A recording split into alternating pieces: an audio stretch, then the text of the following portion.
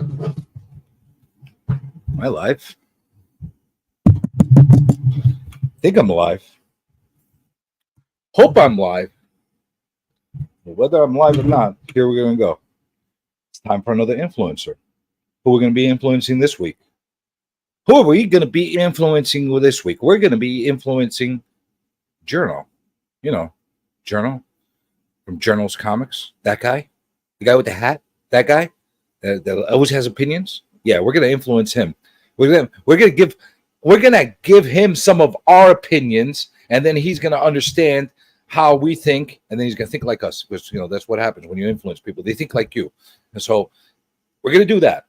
Just want to give a quick update to everybody and let everybody know. Yesterday's poll came out fantastic, great results as far as people voting. Great results. It looks like Comic Explained made it number one in the poll. Yeah, because we do polls here. The Comic Explained made it number one on my poll as far as people who people want to see me influence next.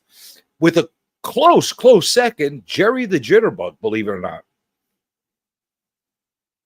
Lowest channel, highest channel. Both of them made it really close. That was really interesting. Comic Pop, unfortunately, made it to third place, which I love that channel. Why can't people vote for that channel? I love that channel. I'm going to influence him regardless if you people want to vote for him or not. And then we had Automatic Comics. They rounded up at the end. That's it. Now that I'm done placing everybody in their beloved, adored voting stages, we're going to go after Comic Explained first, and then Jerry. And this is what I'm going to ask from everybody that's watching on YouTube, on Instagram, on the Twitter, Twitter X. That's what we do, because we're X, not Twitter X, and then TikTok to people and what else? Wherever else we're on. Gonna go there and you're gonna harass Comic Explained and tell him, hey, Comic Journey wants to influence you. Get on his channel. All right. And now, without further ado, see, I'm multilingual. I'm multilingual. I speak multiple languages. Without further ado, you gotta give with the accent too. We're gonna play an obnoxiously long intro that's quite outdated, and then we're gonna introduce our guest. Okay, so enjoy my lovely intro.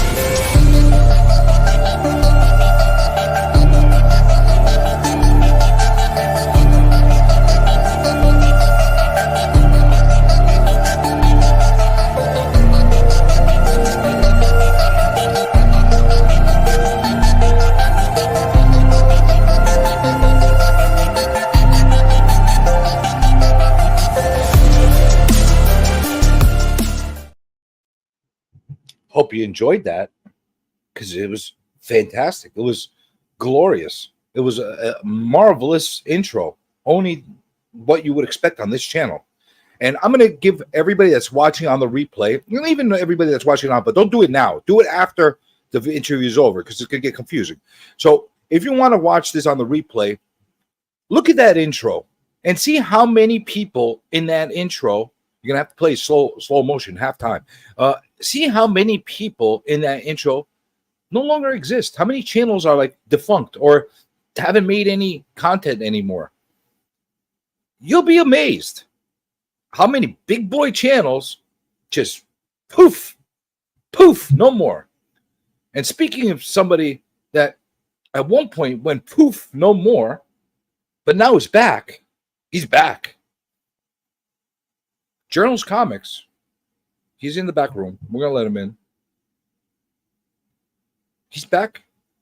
Is he with a vengeance? Will he be back for good? I don't know. But let's find out. And let's influence him. All right, enter. Oh, see what a diva. Look, you see how long he takes to come in? Freaking diva with the hat. Come in. Oh, I'm waiting. You know, I wish that intro kept going, man. That music had me hyped up. You know what? You're the second person to say that. Brian over from Beyond Wednesday, he was like, I'm digging this. I'm like, yeah. Finally, people are recognizing, you know, the genius of Journey. I was digging. I felt like I was like getting ready for a Tyson fight or something. That's right. It's like it's an epic beat. You know, like you're getting into it. Like, like we need a little bit. We don't have enough of that in the comic community. We need a little Rocky. That's what we need. There you go. Yep. I appreciate you for joining us. Yeah, I was telling everyone on my IG, you know, you've been harassing me for probably like 3 years now. So I just said I better just come on before it gets a little too weird. well, clearly, I've been not only privately harassing you, but publicly harassing you. I'm a very open harasser. Like I don't try to hide my harassment. Yeah. So that's true. That's true. It got to the point where like, hey, this guy doesn't want to go on Journey. So what's his problem? Why does he want to go on? But you're here. Perfect timing. You know, everything happens for a reason. Things fall into place how they're supposed to. So I'm glad that you know, on my my return, this is my first real kind of public appearance outside of my channel. So are you ready to look at me? Oh, I'm ready. Hashtag Are it you up. ready to look at me? Look at you? Because that's what we're doing right now. You're going to look at me as I look at you, and then we're going to influence each other in this interview right now. Sounds good. Like I said, I appreciate you coming on, and we're going to say a couple quick hellos. I put everybody to work that comes here.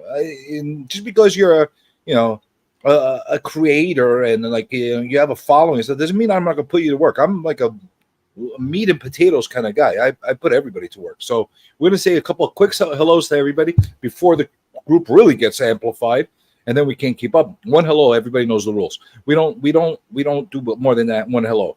So you can get one hello. We're going to finish the hellos, and any Johnny come latelys. Yeah, you Johnny come latelys. You are not going to say. We're not going to say hello to you. We might wave to you. We might acknowledge you, but no more hellos after that. All right, that's the rules. You understand the rules, right, Journo? 10-4. All right. We got Entropy in Comics, Hollywood over here. Hello. And we got GT Key Comics. GT. Hello to you. And we got Beefit all the way down from New Zealand. Nice. Thank you and hello for watching us from New Zealand. And we got Luis Mendoza. Yo. What's up, CJ? Okay, I got to get down my dialogue. We're going to go back to yo.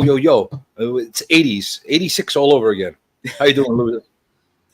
And we got Dismay. How you doing, Brandon? And we got Unhinged, Jason, Artist Phenomenal. These are very good artists. I'm going to talk to you about your art later on as well. And another great artist, Loke Ingen. Thank you, Loke. And then we got John Stout. All the way from the West Coast. He's close to you, but not where you are. He's in like forest places, like yes. Where I wish I was. Right he's about like now. The Portland area, like those kind of people. That's where he's from. And we got Jerry. We got Jerry the Jitterbug. Yes, you are a big boy, Jerry. Are you familiar with Jerry? Me? Yeah, you. Name sounds familiar. Oh, you got to watch this guy's channel. Okay. This guy is a resident comic book mangler in the community. Oh, no. Uh-oh. This guy will take comic books and he'll fuck them up in the best way possible and make them look like they're pristine. Okay. He knows how to conserve. Like, he doesn't do like, you know, the bullshit restoration shit that other people do. He actually conserves them. Oh, and damn. go. Okay. So good mangling. This is good. Yeah, Mangling. he might take a shower head to something at one point or another. You cringe as fuck, but it's must see TV or YouTube TV. And we got Dracula. Good evening. And we got Matt Likes Comics. You know, he does like comics. And we got Gary Comics and Movies. Yo, Chris. And then who else we have? We got John. Hey, I said hello to you. No more hellos. We said one hello. Everyone knows. Let's go. You know, that's all that's what all the kids say, right? Let's go. Let's go. Yeah, and you gotta do this too. Like, that's how the kids do it. Let's go. All right. And then no, one, not four, one. That's what you get. Yeah, hello.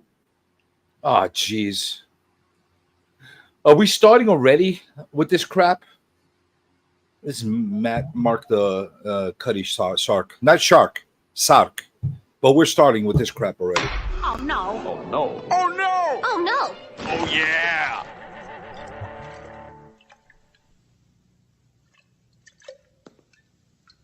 Okay, can I ask everyone to please stop saying "oh no" in this courtroom? Because the fucking Kool-Aid guy's gonna keep showing up. Thank you. All right? You got out of your system with the oh no's? We're done. We're done. Okay? And we got JSS Brooklyn in the house. Good evening. And we got Star Marvel 76. I bet you he was born in 1976. Sounds about right. You think I'm wrong? I think you're right. Yeah, because, you know, I'm super clever.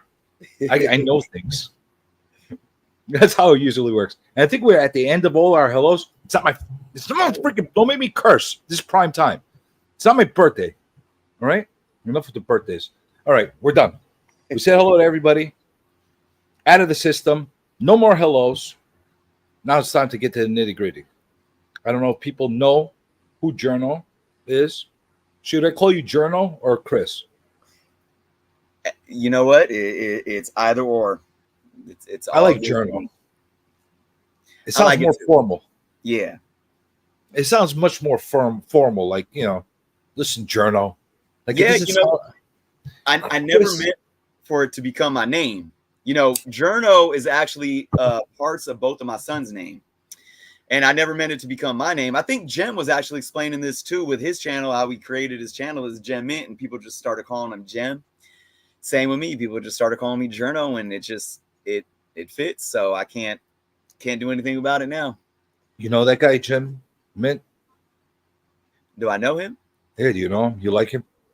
Yeah, you know. Yeah. Much respect. Yeah. He's on a comeback tour. Yeah, kind of like you. He's So kind of like you. A different comeback. You didn't offend people. He offended people, and then he came back and he apologized. Yeah. You just said, "Poof, I'm out of here." I've offended some people though, but it's all good. That's you not what continue me to away. offend people. You continue to offend people, and I'm sure you will. And we're going to get into that part of your dynamic because I want to do a deep dive on how you're wired. Okay. Because I don't think people really understand what Journo is all about. And I might not even understand what you're all about. We're going to find out by the end of this thing. First of all, let me ask you something. What's with the hats? You always wear a hat. Yeah, man. Ever since I was a kid, you know, I'm always like fitted up. Like, you know, I gotta rock, you know, you got the olive with the camo with the red.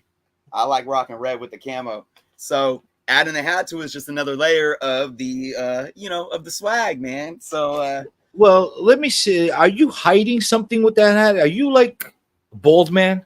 No. Well, you're not. You have hair. Holy shit, he has hair. I got hair. Holy shit. So I got some grays, but, you know, the hair's still there. I thought we talked behind the script, in backstage, that you were going to shave the top of your head so you could like say that you're bald, and then I did an expose on this channel so I could get gazillions of views. Right. Yeah, Well, not yet. I thought it's a wrong start right now. Why do you wear a hat if you have such lovely hair? You know, it's just like I said, man. You're going to get to the point where you're going to get so old and then your hair is going to start thinning out and say, what did I do? Why I was did hiding my hair for all these years. I know. So that being said, you're kind of an OG. You're not necessarily a new jack. You've been around for a while with your channel. Yes. I mean, I started it in 2016, and I started it because my kids were watching like video, you know, like Dan TDM and all these like Minecraft video game YouTubers, and they wanted me to show off my comics, and I did. I didn't know what the hell I was doing. I was just like, okay. And, you know, for 4 years, I just did it casually. I got to know people in the community, showed off comics. But when COVID hit, well, I graduated from college in 2019 with a business degree, and that kind of sparked more of my interest into the business side of comics. And then when COVID hit and I was laid off of one of my jobs, that's when I said, you know, I can really take this and push it. And, you know, y'all could check me, but I'm going to say it right now.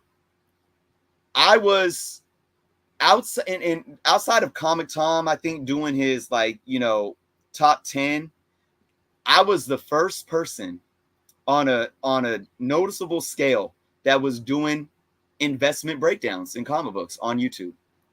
And I know I'm not going to say any names, just not like, oh, because I'm talking bad on him. I don't want to, you know, but I know there's channels that watched me, that saw what I was doing and started doing their own thing to it. And more power to them. It's like, what is that saying?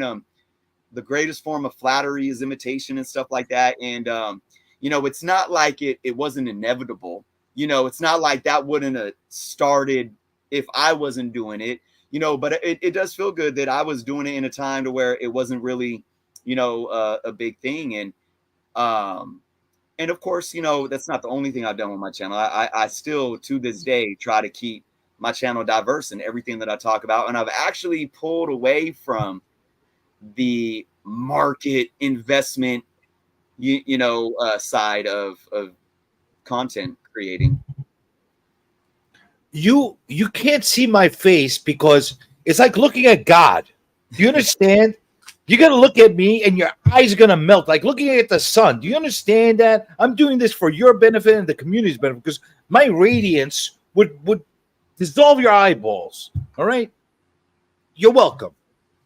Fucking, they started already. I'm trying to do an interview and we started already. All right. I'll tell you something. You did. I will say that you're one of the first people to take that approach as far as the investments and breaking down and analysis and coming up with your theories and that kind of stuff. But you always had a little bit of different approach.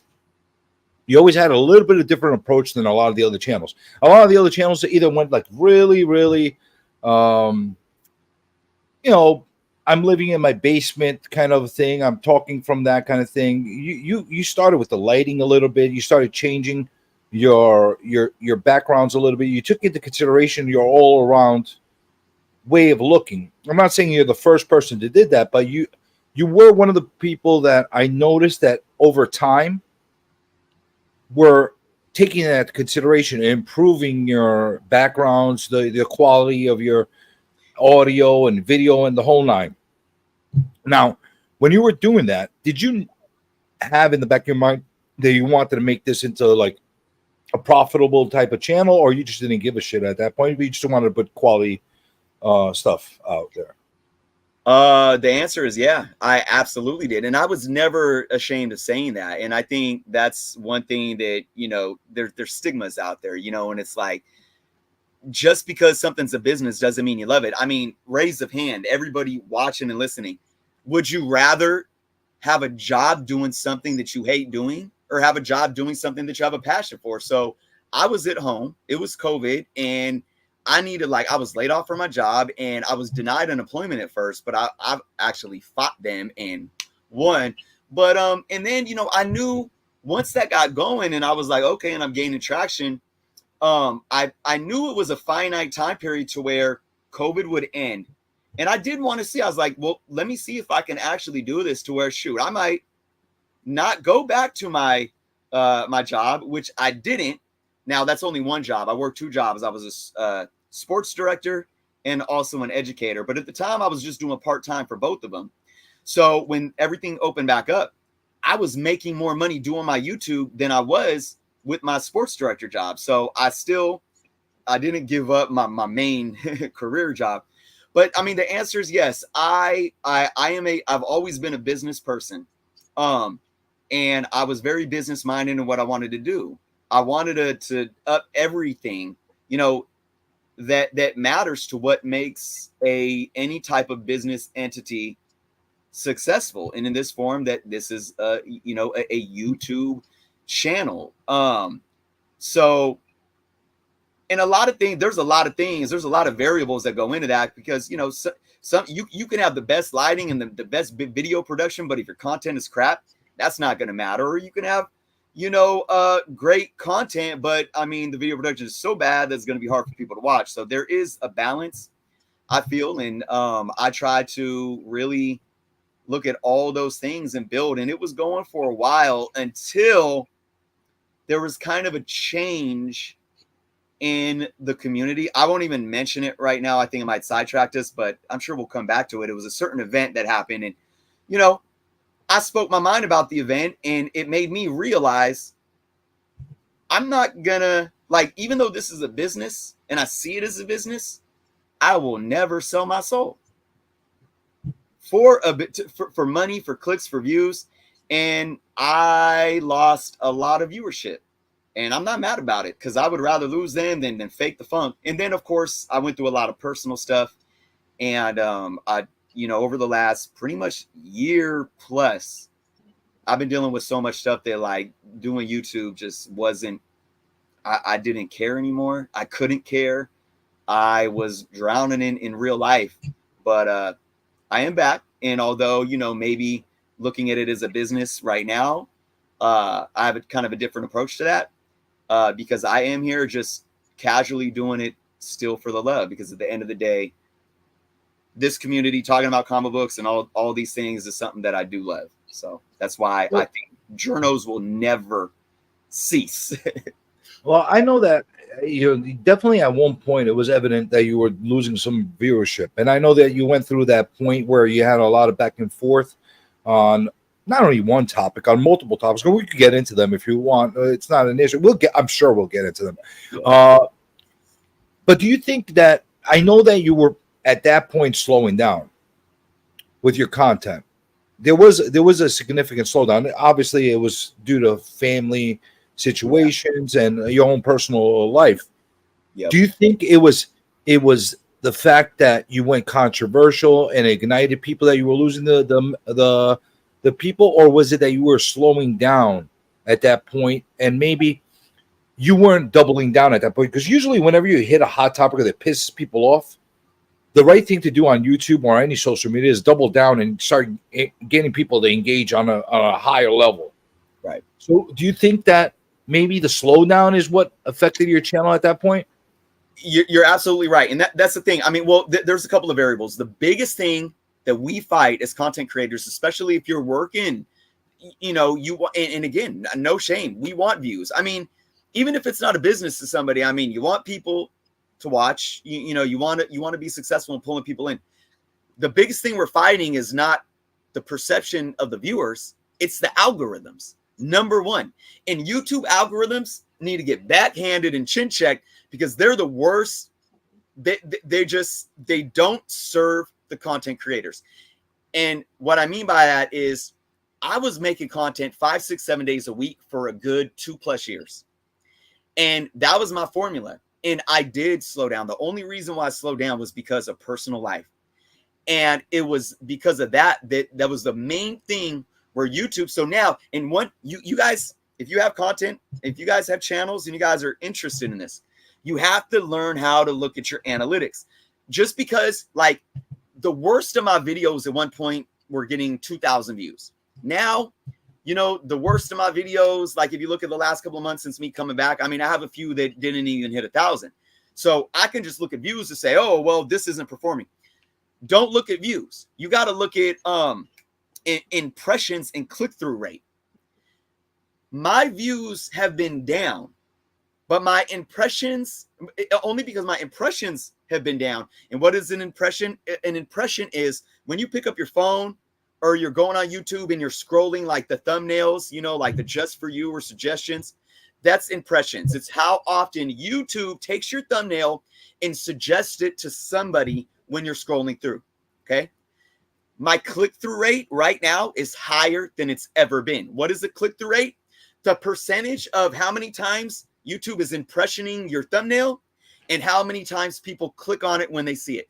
More people, the ratio is larger right now. More people that see it in percent-wise are clicking on my videos than they did when I was getting 5, 8, 10, 12,000 views. The problem is YouTube isn't feeding my videos into the suggestions and into the impressions. That's the biggest thing. And yes, it mainly came to do with the fact that I changed what I was doing, the consistency of my channel. But I will say this, there was one thing that actually impacted the algorithms as well that didn't have to do with me stepping away, dealing with family stuff. And what that was during this certain time where there was a certain issue or two, and I spoke my mind and I offended people, I lost, I think in a matter of a week, I lost like 300 subscribers. That impacts the YouTube algorithms as well, because they see, oh, why are people unsubscribing? So that is something that did affect it, but I do feel like I was able to rebound from that, which I started to do, but then of course personal life. So yeah, I mean, YouTube is it's a beast, and you really gotta, it's a lot of work to fight those algorithms. All right, let's get into that, but let me pause for 1 second and just let everybody that's watching the chat right now know I am looking at any questions that do hit us, and unless they're relevant to that specific thing that we're talking about, I'm going to save them all for the end of the stream, so we can do a little Q&A, and then everybody else will get a chance to ask their questions at that time, just to keep the conversation rolling.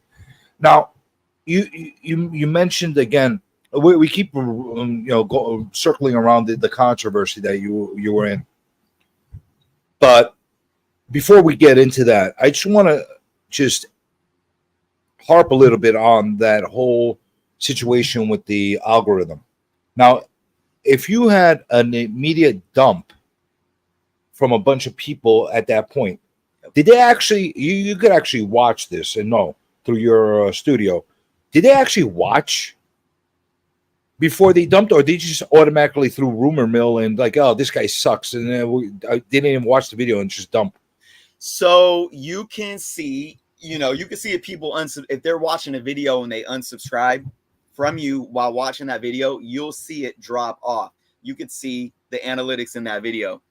So there was a couple of videos that I could see that, but I know also that it was just kind of word of mouth stuff where people were, running their mouths and decide to, unsubscribe from me. And another thing that YouTube does for all those content creators, and this is where it kind of messes with your head, like, well, are people really unsubscribing? YouTube will unsubscribe people from your channel. And I don't know how they get away with this. I think this is wrong, but they will actually dump subscribers from your channel if, one, I mean, there are a lot of dead accounts, people that haven't accessed their account. They look at that. YouTube looks into that, and they'll drop them. Or if they haven't viewed your videos or clicked on your videos in a long time. But you see how this is a domino effect where it works against the content creator, because YouTube algorithms get to decide the impressions, right? I am subscribed to so many people where I don't even I have the notification bell hit.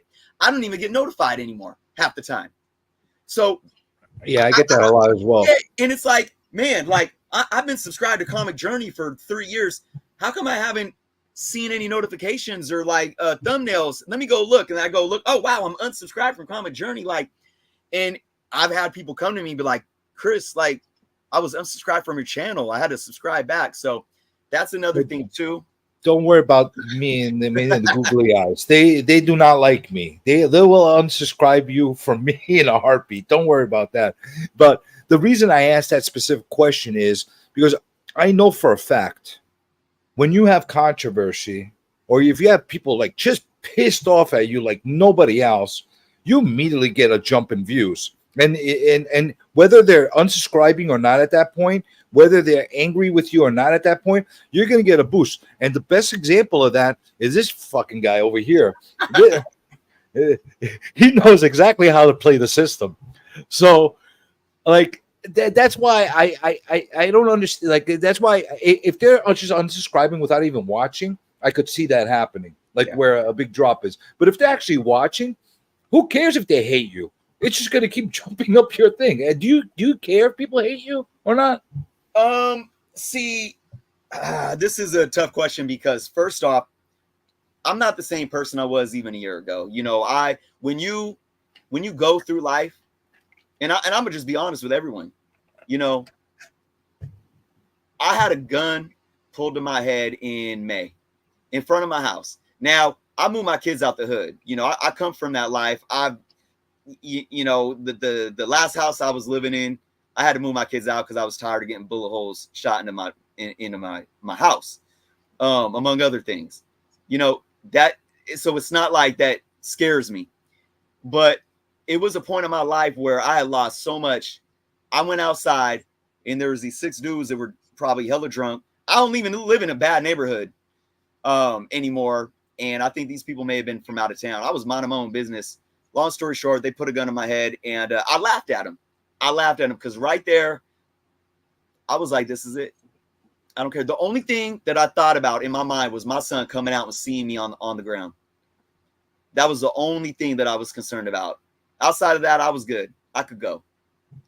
And a lot of people, similar to your situation, a lot of times they don't give a shit about themselves, but they worry about everybody around them at that point. And I've never been suicidal in my life. I've been through a lot as a teenager, getting my life right. You know, I fought loved ones through drug addiction and so much stuff. And I was at a point where I just didn't care anymore. So for me to come from that and to sit here today and have gratitude for life, like, I don't care. All this, that's why I say grown men beefing over comics is corny as fuck. And, you know, I look back at everything that had happened about 2 years ago now. And it's just like, it cracks me up. It cracks me up. And I don't care. I did care only because I guess it's a pride thing, because I do believe, like, I'm all about being a good human being. I've always been somebody like, and I was bullied as a kid. I was a little dude until, you know, I lost my best friend when I was 13. And that's when I just said, fuck it. Like, I had a good family, but right outside my door in the neighborhood that I was living in, I caught me a piece, started selling dope, and it was on. And I lost myself, but I was always I wanted to be a good person. And I care so much about the world. Like, you know, they call it empaths. Like, you know, when you see babies dying on TV and shit that you don't even know, it's like, I feel so much for that. I feel for human beings. We don't value human life, right? So I care sometimes, you know, and it's not to my best interest, so much about people being good human beings that it's to my detriment. Because I've seen ugly and I hate it. I hate ugly. But it ain't my responsibility to care about the ugly of other people. All I can do, and this is what I learned, is I'm working a program right now that has saved my life. I didn't create it. I can't cure it and I can't control it. All I can do is control how I respond to events and situations in my life, in the grace and the love that I give to myself and those people that I influence and surround myself with every day. That starts with myself, filling my cup up, and then my kids and my family. And I have that gratitude in appreciating life right now, to where anybody that thinks that, you know, and don't get me wrong, don't get this twisted, because I get it. Look, we live in an environment today where people are in a sense, too sensitive. And I don't want to say too sensitive because I think that's the wrong way to put it. We can't be victims. Everyone wants to be a victim, right? You say something, you're offended, and you're a victim. We can't be like that because then that's a whole other conversation. So I'm not saying that. That's not the rhetoric that I'm pushing right now. All I'm saying is I try to be a better person, and somebody out there is so weak that they gotta feed their ego off the backs of putting other people down. That's the damn problem. And I always say this: those that pray on my downfall are highest on my prayer list. And that's all I can do right now. And I will say this, like, if you want to talk about it, I will say, maybe you would have lead it into this anyways, but I'm going to say it right now. I really don't care. And I told people, I don't care anymore if people use my thumbnails or drop my name in a video, for the most part. You know, like, that's all good. Hey, man, like, go ahead. You want to? Well, yeah, you said that for the most part. I've seen you. Mm-hmm. I've seen you get a little bit. What's the word? It's still prime time. Wrinkled. It's a little bit aggravated with sometimes when you're mentioned in certain things. So my question to you is, what's the line? Okay, so if somebody's making fun of you, just goofing on you and shit, or if they're being serious and directed and pointed, like what is the fine line as far as what is you'll tolerate and be like, oh, whatever, or like really get angry with? It is a fine line, that's for sure. And you got to understand, it's like, I'm a different person today. So I might not have said this a year ago if I got on your channel.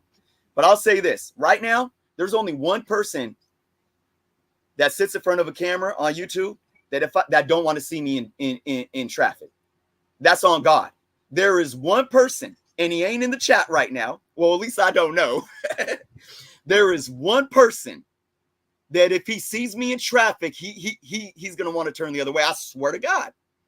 I swear to God. So I may be a changed man, but I ain't that changed. Everyone else, I will break bread. Because here's the thing, and this is why I'm going to answer your question. There is a fine line, but I'm going to answer your question like this. This is why I get so intense about this. Because I lived that life. I lost my best friend at 13. Between the ages of 13 and 19, I went to about 8 open casket funerals of friends that didn't even make their 18th birthday. And half of them were because they were in the wrong place at the wrong time. Because they opened their mouth and said something wrong to the wrong person. So, and this is where it's funny, where we talk about, like, you know, who's really sensitive, who's, you know, it's so funny to me that people can get in front of a camera and run their mouth, but then when people want to strike back, it's a gang back on them. Like, oh, look at you pussy, you know, you soft. Why am I the soft? If I got a problem, why am I the soft one? Because I come from an environment. And I'm not saying this to knock anyone down. I mean, anybody that's dropped names of anybody that's in the chat right now, this is an honest question I'm asking you. If you made a video talking about 43 YouTubers or 43 people, if you were in a room, and if you were on my block in Richmond, California, around 43 people, and you were making, even if you thought you were funny, I guarantee you, the only way you're leaving that block is in plastic. That's where I come from. I had a dude, this dude was 19 years old, found a phone at a bus stop. Somebody called the phone, he answered. He said, yo, you got my phone? I said, yeah. He said, yeah, this is where I'm at, Hunters Point Projects, SF. He was trying to give the phone back to him. Dude showed up, rolled the window down, grabbed the phone, bullet in the head between the eyes. That's where I'm from. So it ain't even that I'm sitting here getting offended and mad. It's like, how do people, and I guarantee you, raise your hand. How many of y'all, just because I sit here and talk about comic books, you know, geek culture, I'm a geek. Nah, man, I fucking lived that life. How many here can say, and I'm not even talking about struggling. Everybody has their problems. You could be from a wealthy family. You could be from middle America. You could be white, you could be black. It don't matter. We all struggle. But how many of y'all lived in an environment where you couldn't walk down certain blocks because of just being in the wrong neighborhood, for wearing the wrong shirt, looking the wrong way? That's where I come from. So it's funny to me. I laugh at it, and it was funny to me that grown men want to beef over comic books and make videos talking about other grown men. Because if you did that in real life, there's real life consequences. And that's my problem. Let's stop beating around the bush. Are you talking about Sticky? No. See, well, here's the thing. I mean, we can talk about the Sticky situation. I will be. No, you just said 43 people. That was one instance. But you know, it's obviously it's a cultural thing within this community. It's not just one person. A lot of people do it. So I mean, before we jump into the next side, do you think what Sticky did was that egregious? Was that horrible? Yeah. So I didn't see the video. He reposted partial. I did. No, I've seen it now. I've seen it now. I even saw my clip, but I hadn't seen it, and I think I was out of town, and I came back, and this is when I was first like feeling okay to even get back into YouTube, you know, and I was watching some stuff. I think somebody told me that he had like used my image and was talking about me again, which he's done plenty of times. And I still got a video for him if he's watching. That's in the vault though. But so you're gonna get him. And this was before the 43. You hear that goose? You hear that goose? He's gonna get you. No. Oh, this was the video where he was breaking down the 5 types of content creators, and he called me a drama channel. And I wasn't really mad at it. And again, at that point, I'm like, whatever. I think it's funny. Hold on a second. You get a glance right over that. Yep. You got a little drama in you. Come on, you got a little bit of drama. Okay, so and here's the thing. Drama is that's a matter of perception and perspective. The only drama, really, the only thing I think this is the stigma. My channel got coined as a drama channel because of C2E2. No, that was a big one. But let's be honest, you got a little drama in you. Come on, we went at it over 181. Okay, but that's comic book controversy. That's fun stuff. You know, that's stuff that we could sit here and get passionate about, and it's not like real. You know, we're attacking people's characters. Right, you got to see there's a difference there. We can get passionate and yell and scream about what we think a first appearance is, or you know, but when it gets personal, when it comes to like ethics and morals, and we get to attacking character, I think that's where it comes from. So, but I mean, I wasn't and I but you kind of know what you're doing sometimes. The way you kind of like guide it. Come on, you have to be honest. Like. So what do you mean? Well, give me an example. Subconsciously, you know that people like to hear like shitty stuff. Like if it was all going to be rainbows, so you wouldn't talk about it. So again, I'm completely honest. I will never not be honest. The only way that I will kind of clickbait drama is if I'm throwing it in their face. So let me give you an example. And if anybody does this in the chat, sorry, I'm not taking a shot at you personally, but I just don't do this shit and I think it's corny. Buy this comic book now, right? Like, I think that's corny as hell. And if I make a video and I say, and it's titled, buy this comic now, like I did with the Red Hulk shit, you know, it's like, it boggles my mind that people will, you know, $5 book the next day. Oh, I seen him in a trailer. I'm paying $300 for this shit. And we could get into, and that's where the business side of me comes into play. And we could talk about, you know, supply and demand and market and all that stuff. Because it ain't supply and demand, but that's a whole other conversation. And so when I do that, when I'm like, buy this comic now, it's tongue in cheek because I'm kind of like saying, guys, this is the opposite of what you should be doing, and stop feeding into it. Like that. Everything that happened with C2E2 or the Peach Momoko stuff was me genuinely from my heart caring about people being decent human beings. Because remember, if you remember, the first thing I ever did with C2E2 was I said, I know where this is going to go. Pump the brakes. I knew what was going to happen. People that weren't even there started getting dragged through the rug, dragged under the bus just because they were known creators or sellers. And I called it. And just because I called that and told everybody to chill, be an investigator, do your due diligence, and then come have an opinion on it because I'm riding with you. Ethics, morals, I'm with you, and then it just turned into pitchfork mentality. Everything I did was to bring some type of peace and logic and understanding and community to everyone trying to beef over comics. And then what did everyone do? Everyone realized, oh, I could get clicks off this shit because there's a certain content creator that probably was getting maybe 100 views on their videos, and ever since the C2E2, they rode that wave, and they're probably still riding it. And hey, I can't hate on it, but that ain't me. That's not what I do. It's not what I'll ever do. So I guess to answer your statement, or to bring context to your statement, yeah, I am conscious of what I do, but nothing that I do has ever been to deceive or has been in ill will towards anyone. And it's always been about truth saying, and not even truth saying in terms of this is my opinion, I'm going to shove it down your face, shove it down your mouth. Truth saying in the sense that we have to take a step back and hold ourselves accountable to our actions. So at the end of the day, we can still break bread and it be all good, because remember, guys, it's comic books. We ain't out here gangbanging and shit. So, well, you never know. There might be a rowdy group of comic nerds out there that they're gonna like beat you to death with rolled up comics. You don't know. Listen, you might go to a Comic Con and they're like, "Hey, Journo, I'm taking your hat. Enough with the hats. I'm gonna beat you down with comic books." What are you gonna do then? You're gonna run, right? Yeah. They could get violent.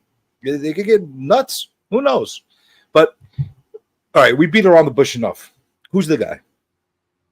Oh, I'm not saying it. I won't. No, they're the one guy that don't want to see me. I don't need to say his name. I don't need to say it.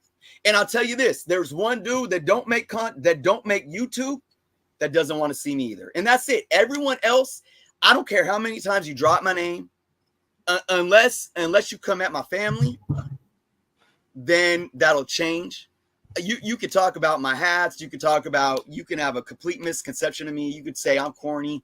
You could call me racist names like, you know, why do you talk like that? You're white and all this shit. You know, you do whatever you want. I will always have an open door to break bread with you. Who called you racist? Oh, I get it all the time. No. They didn't call me racist. They're acting like, you know, I mean, prejudice statements like, you know, calling me. I was going to say, weren't you married to like a black woman or something? Yeah, and my children. So how are you both racist? Yeah, they would come at me with that. But I do want to address. You did ask me what I thought of Sticky's video. Yeah, let's hear it.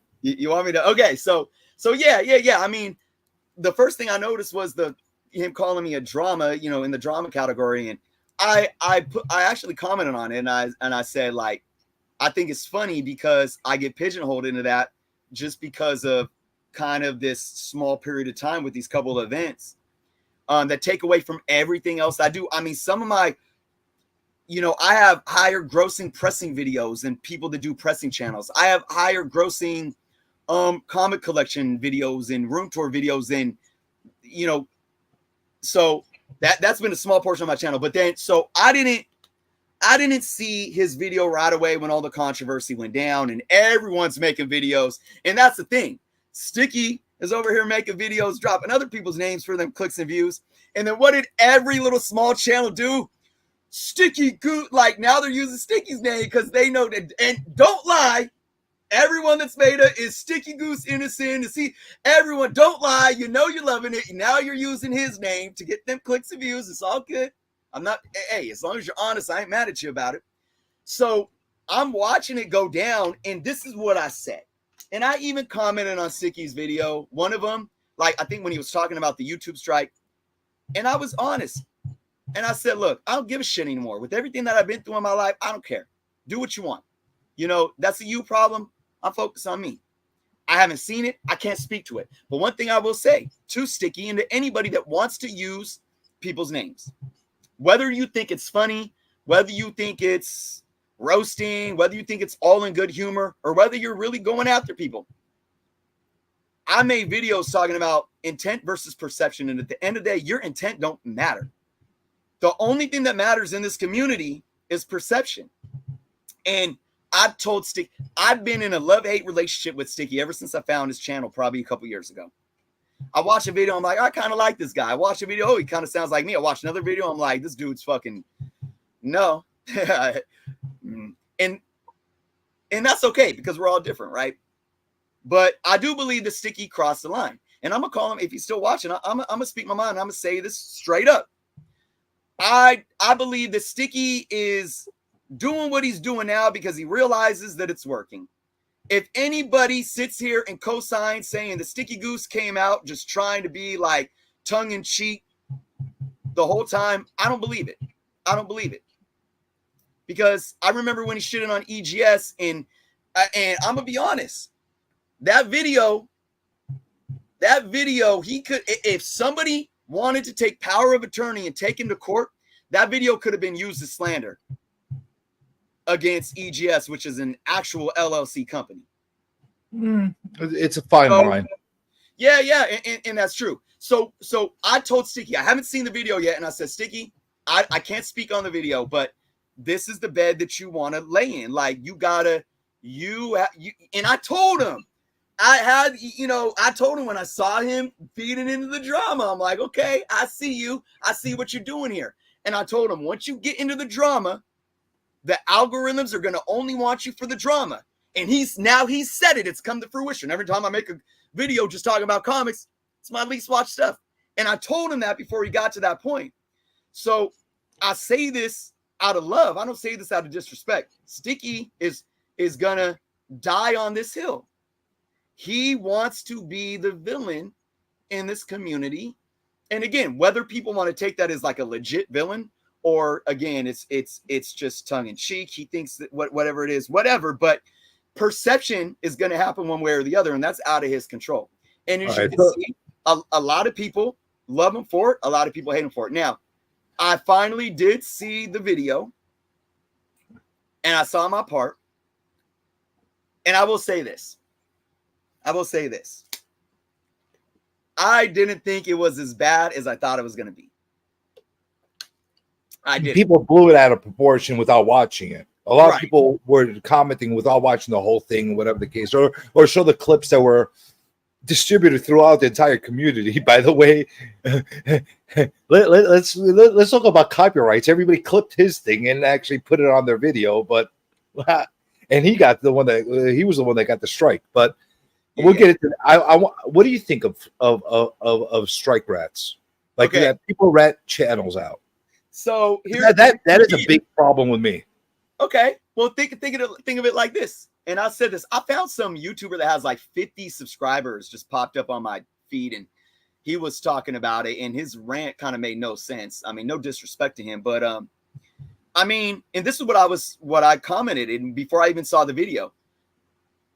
I'm not mad. I'm not mad at anybody for striking it. And if StickyGoose violated YouTube's terms of services, you got to remember, not only content creators sign terms of services. That's not how they got him. Okay, hold on. We'll get to that. Not only do content creators sign terms of services, anyone that creates a YouTube account signs terms and services agreements.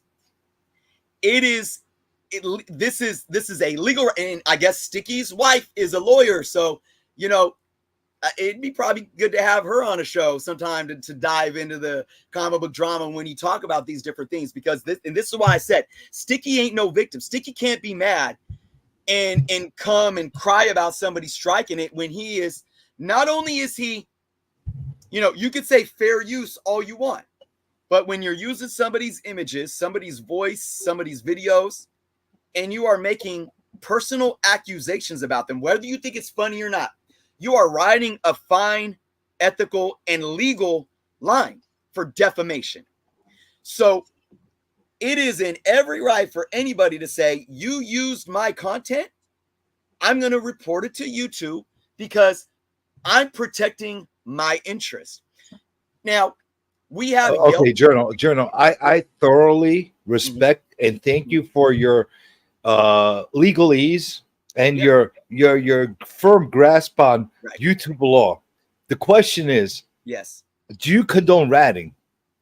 That's what I want to know. Are you the kind of guy that if you get all like in a titty twist and you get all jointed about something, are you going to go out and strike somebody? Or are you going to send them a DM directly and say, hey, what the fuck?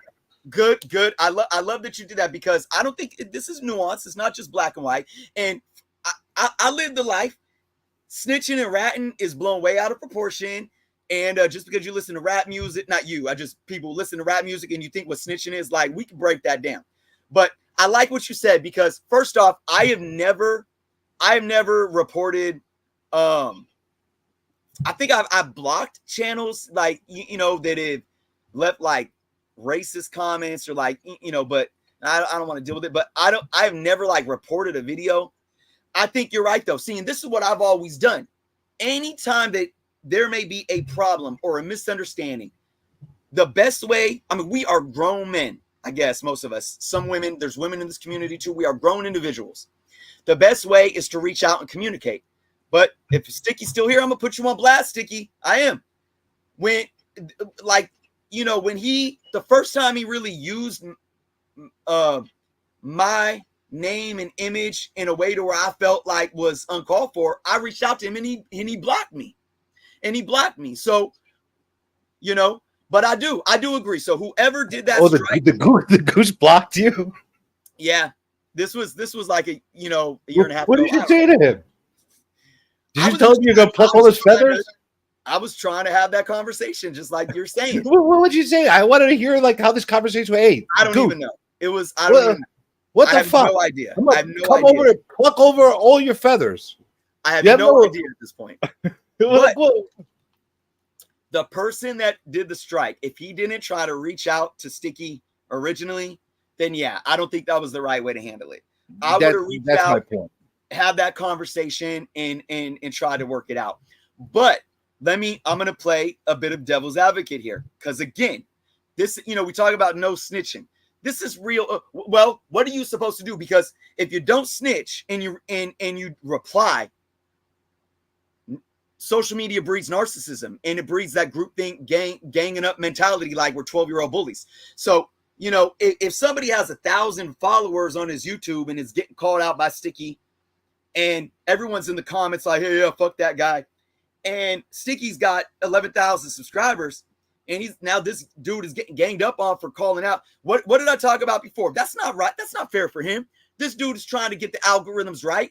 And if a few of his subscribers like want to hop on the Sticky bandwagon just because Sticky out, and this happens. Do you know how many times I see people in my chat, oh, Jerno, man, I ride with you, and then I see him in the comments of another video of some YouTuber talking shit. They're like, man, fuck that Jerno's guy. I ride with you, so-and-so. And it's like, it's comical because people want clout so bad. They want validation so bad. So you're fucking, and if somebody is trying to do this for a livelihood or if it's just a hobby, why you fucking with their bread, man? So I'm gonna tell you like this. We sit, Sticky's comfortable behind the screen, so-and-so's comfortable behind the screen. Tell me, if you don't want to rat, if you were in person with 43 people, and then if ratting or running and telling the teacher or the principal ain't the thing to do, what do you think the real life consequences are? If we are in person, there is no YouTube strike. What is there? What is there?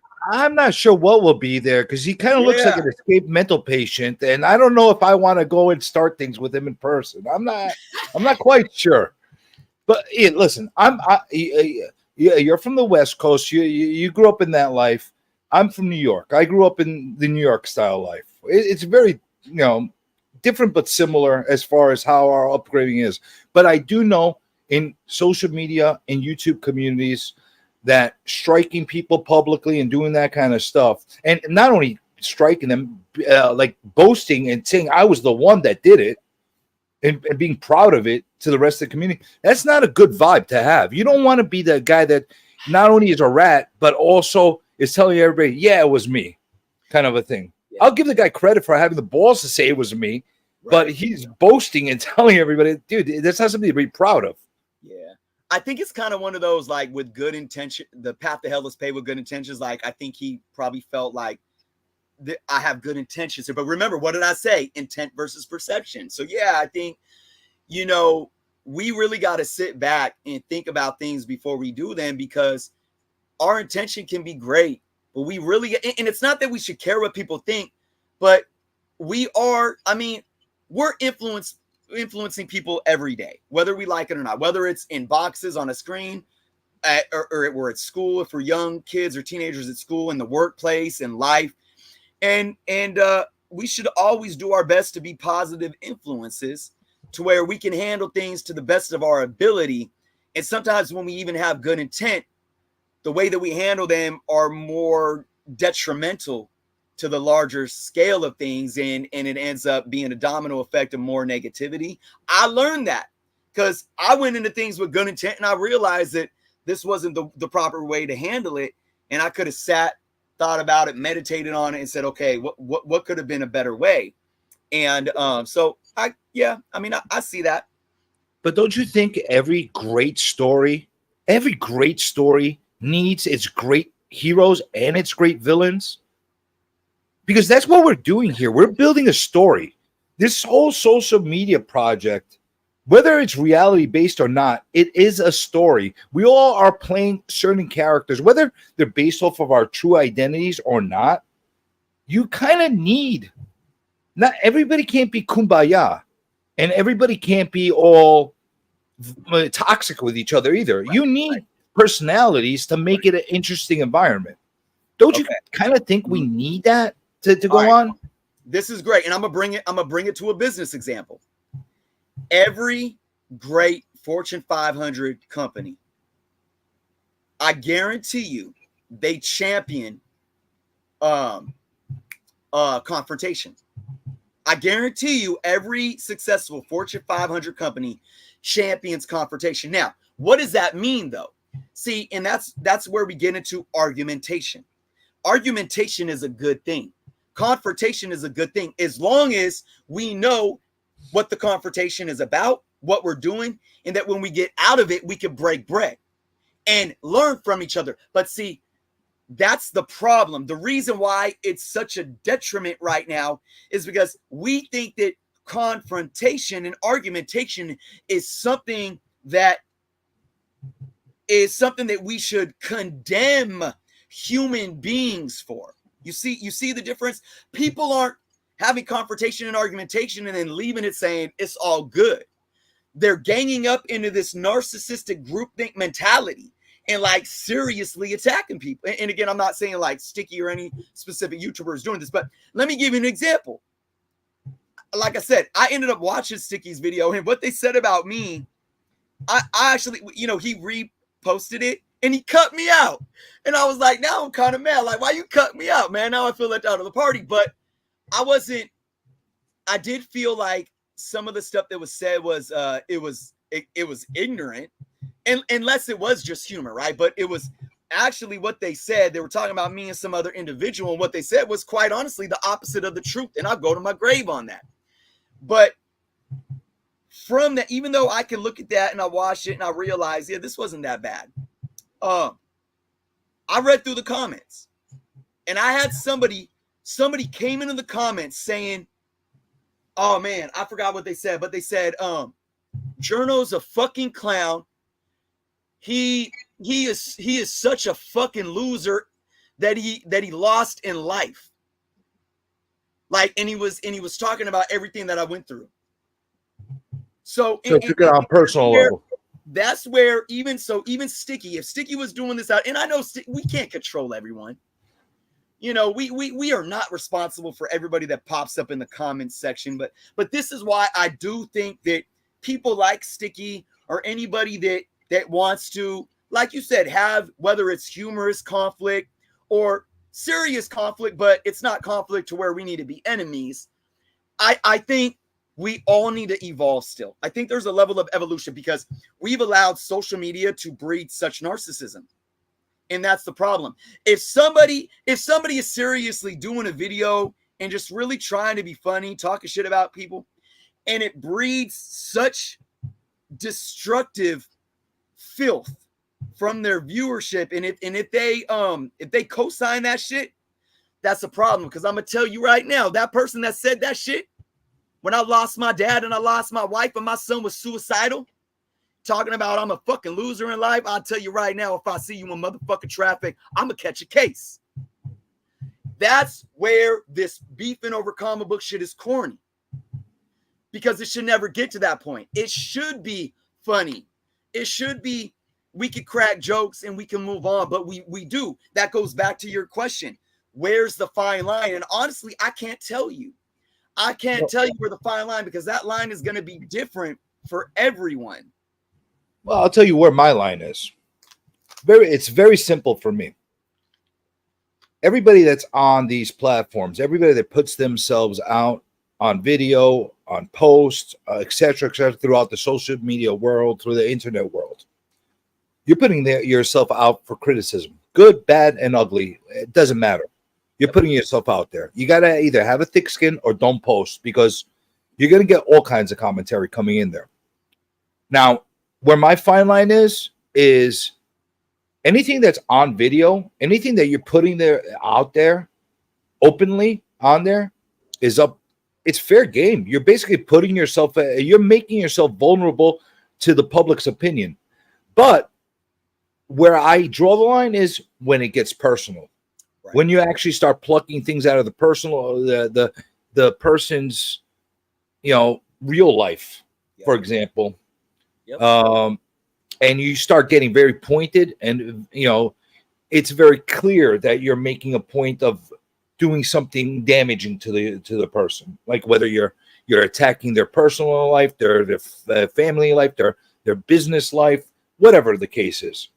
That, if it has nothing to do with the content they're putting out there, it shouldn't be touched. That's where I draw the line. But anything else, for me personally, is fair game. If you look like a mutant from the planet Mars, and you're going all berserk on the thing, and I say, what the hell is this guy? Hey, you're the one that making yourself look like a maniac on here and making you look like a nut. It's not my fault. You're the one that's putting yourself on there. Or if you're 600 pounds and you decide to do a falling down video, and like people are laughing at you and saying like horrible things about you, guess what? Maybe you shouldn't make falling down videos about yourself if you can't handle the criticism and you're 600 pounds. Even if you're like 5 pounds, it doesn't matter. You get the point I'm trying to make. You know what I'm saying? If you're putting yourself out there for the public eye and you're trying to get a reaction and you just don't like the negative reactions, but you love the positive ones, sorry, don't do it. This is not the platform. This is not the place to do it. It's not, life is not fun all the time. Life is sometimes really cruel. When you're walking down the street randomly and somebody might say something horrible about you just because they're in a horrible mood or they're just a lousy human being. Same thing applies in internet life. It's just how it is. Yeah, no, I agree. And all that is completely fact. I do think there's kind of a fine line in how we look at that, because on one end, what's going on, Carlito? On one end, it's self-preservation to take that approach, to look at it and to say, I can't just sit and be a victim anytime somebody looks at me wrong or says something, about me or whatever, because at the end of the day, why do people do that in life? Bullies exist. Bullies exist because they were either bullied or not loved or whatever. And if they bully you, and you can walk away and not let it phase you, then more power to you, because they're already living a miserable life. Something is so miserable in them, right? Or you can check them and handle business. If you think that's how you want to take care of it, fine. And hopefully they figure it out. But on the flip side of that, though, I'm a type of person, I don't accept status quo. Now, so what you basically said was, this is status quo and you have to suck it up and deal with it. Now we do, like I said, for self-preservation. But guess what else we don't need to do? Suck it up and deal with it at the same time, as long as you could have the strength to do that. And let me give you an example. Slavery existed. It was culturally accepted, status quo. This is okay. We know today, no, it ain't. Human beings deserve to be treated as human beings. women didn't have the right to vote. And this was only 100 years ago when they finally got their right to vote. That is not okay. You know, this idea, and this is, I'm gonna talk about manhood. I'm gonna talk about manhood because we got to realize, look, we in this society, we have a warped idea of masculinity and manhood. You know, they say have some balls. Do you know that the testicles are the most sensitive part of any human body, male or female? Do you know what one of the strongest muscles on the human body is? The vagina muscles. So we got it backwards. We should be saying, man, you got some vagina if you're hard. And if you're being what we call a pussy, you should be said, man, stop being testicles. Because in real life, that's how it is, right? But because of men rule the world, we want to say having balls means you're strong. I'm gonna break it down like this. I grew up in a community where the coldest motherfuckers, the hardest motherfuckers, were the most insecure, sensitive men. Why? Because they never had a father, because their mother was on dope, because when they went outside of their door, they had to harden up to survive. To survive, they do this. It don't mean that they're more of a man, because remember, the craziest motherfuckers do hide behind guns. I mean, that's what happens in the hood every day. You know, that happens with any situation like that. Like you're always going to have a situation where, you know, it's one thing to be completely crazy and not worry about anything, but to be crazy with a little bit of conscience that you could get killed. So yeah, and I'm just using this environment as an extreme, but you got to understand that like, you know, these grown men that grow up in this environment, you know, real gang bangers and street dudes, and like they lost sense of humanity. That's not a masculine thing. That's not being a man. And that's the whole stigma of mental illness. Like, I'm not afraid to cry. And because I cry, don't make me weak.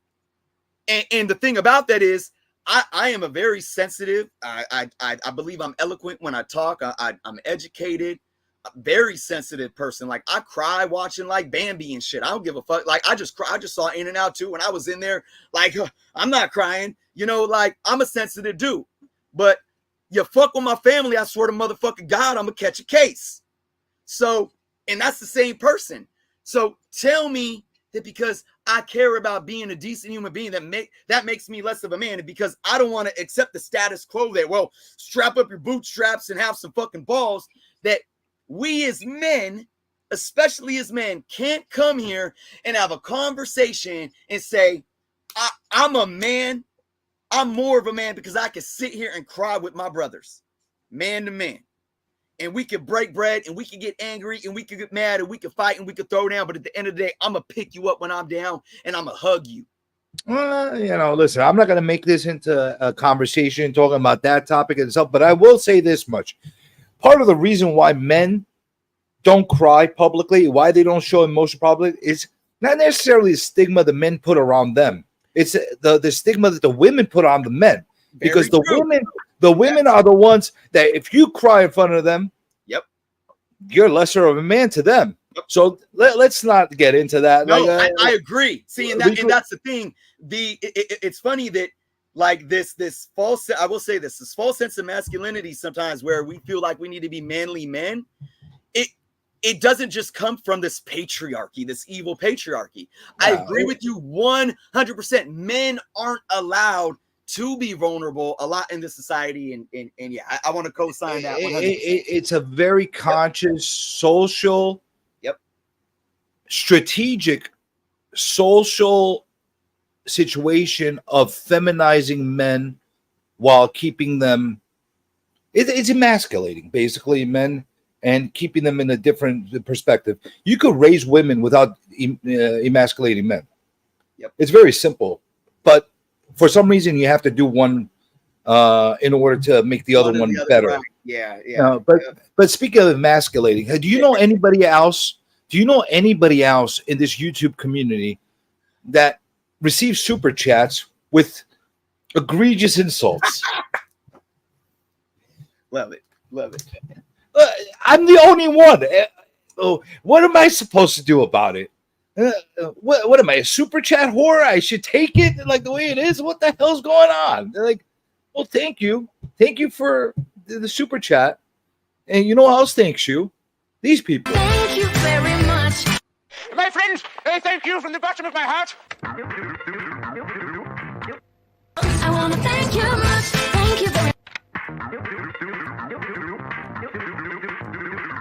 Thank you very much. Thank you very much.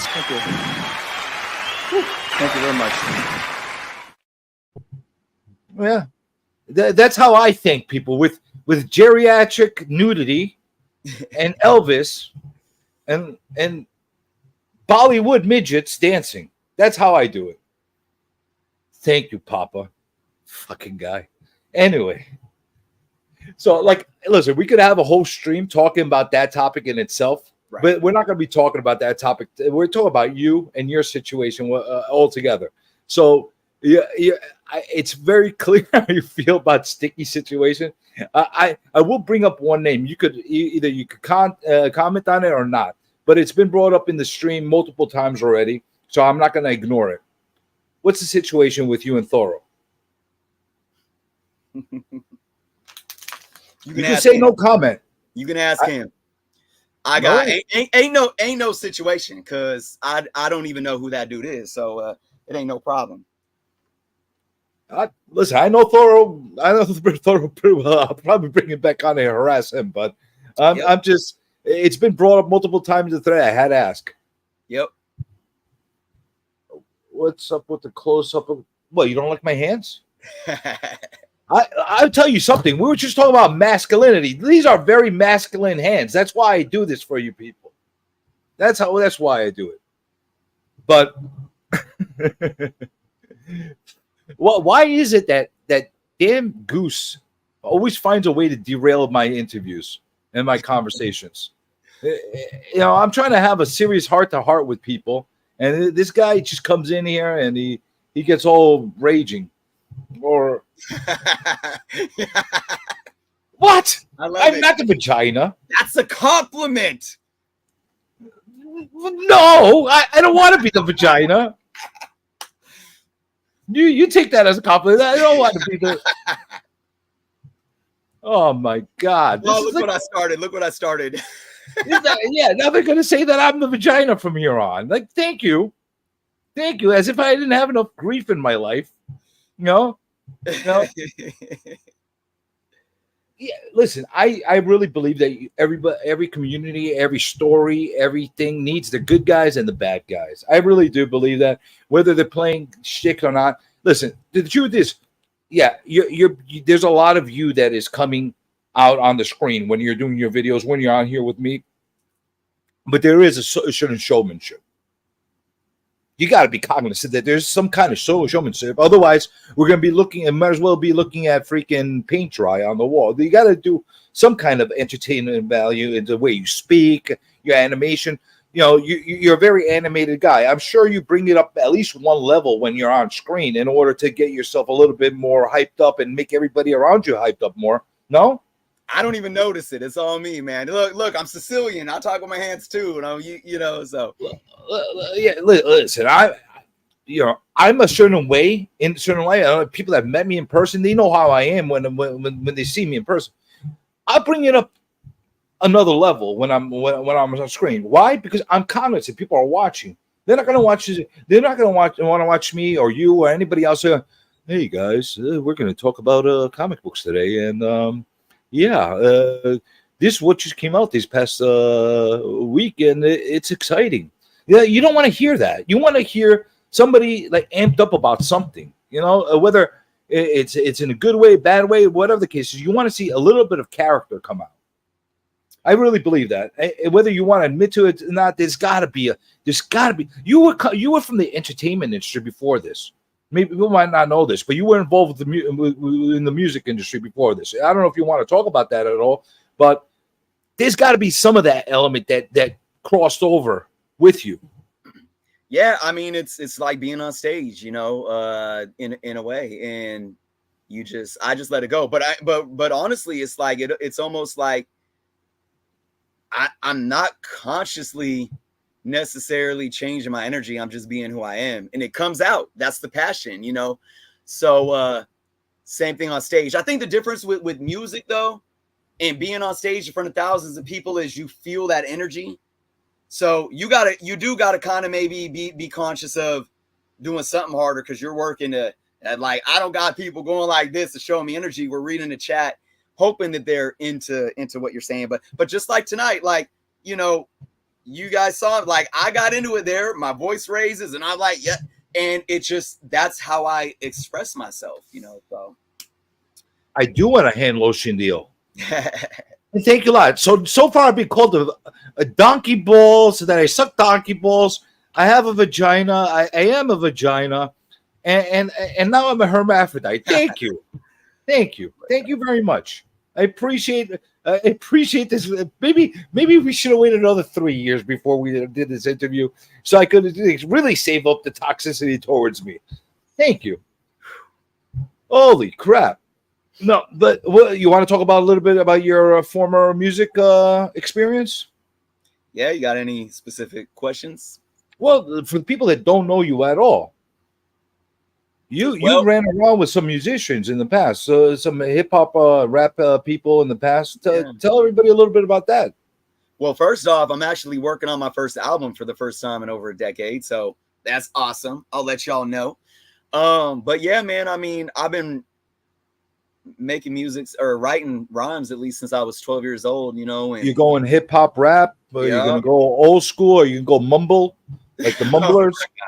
I don't buy into the labels. Like if it's real, it's real. But you know, I got the opportunity to you know, sign with a local label out of Oakland that work with a lot of hip hop artists and reggae artists, and I got to tour and perform with Wu-Tang and KRS-One, some Bay Area artists, if you guys know, like Andre Nicotina, Mob Figures, and who else? Redman, Kali Buds, reggae artists. A lot of artists, like I work with the Outlaws, which is Tupac's group, and Tupac being a big influence on me, being able to work with them was a real honor. So yeah, I mean, I have my little 15 minutes, man. I did that for a couple years. I even quit my day job. I came up with Macklemore, doing shows with Macklemore. If you guys know, you know, he ended up a couple years later, like winning Grammys and shit. He was a good dude. But the reason why I stopped is because of my family situation and loved ones being strung out on dope, trying to move my kids out of the hood. And I put it all aside and said, I got to shift gears. And that's why after everything I went through this last year or so, trying to heal and come back to myself, I'm like, I got to get back to the music. And I'm not trying to like ever do that again. You know, it's like that time has passed, but it'll always mean something to me. And to be able to do a new album is really I actually didn't realize that you were actually a musician. I thought you rolled with a few people and you had parts in maybe writing and that kind of situation. I didn't realize that you actually performed your own stuff. Where can people find some of your stuff that you put out already? So, well, there you can look up, you can go on Spotify, iTunes, or Apple Music and look up Oni OZ. Oni OZ. I'll put it in the chat. Yep. Or you can go to the official. If you want, put it in the private side. I could put it in there because I could hyperlink it for. Okay. Yeah, I'll put the link here. See, I didn't realize that. That's funny. I've been watching you forever, and I didn't realize that you actually had your own stuff out there. I thought you had a capacity in writing. I thought you had a capacity in somehow in the production and rolling with these people during their tours and that kind of stuff. I didn't realize that you actually were on stage actually doing stuff like that. So, see, we learn something new every day. Yep. Got nothing to hide, Smokey, man. You can hit me up. It's all good. My door is always open. I'm going to save the link. No, I'm going to copy, See, I'm technically advanced. I copy and paste. So I right click on the link that he puts in there, and then we go copy link address, and then I go back to the comments, and then I plug it in there for all the YouTube people and all the Twitchers out there. Yes, we are on Twitch. So we're doing that for everybody, and now you can go and click on, not now, later, because we're doing their interview now, but or maybe now, I don't know. Do it whenever you want, and go check out his music. So you actually make money off this music still, or no?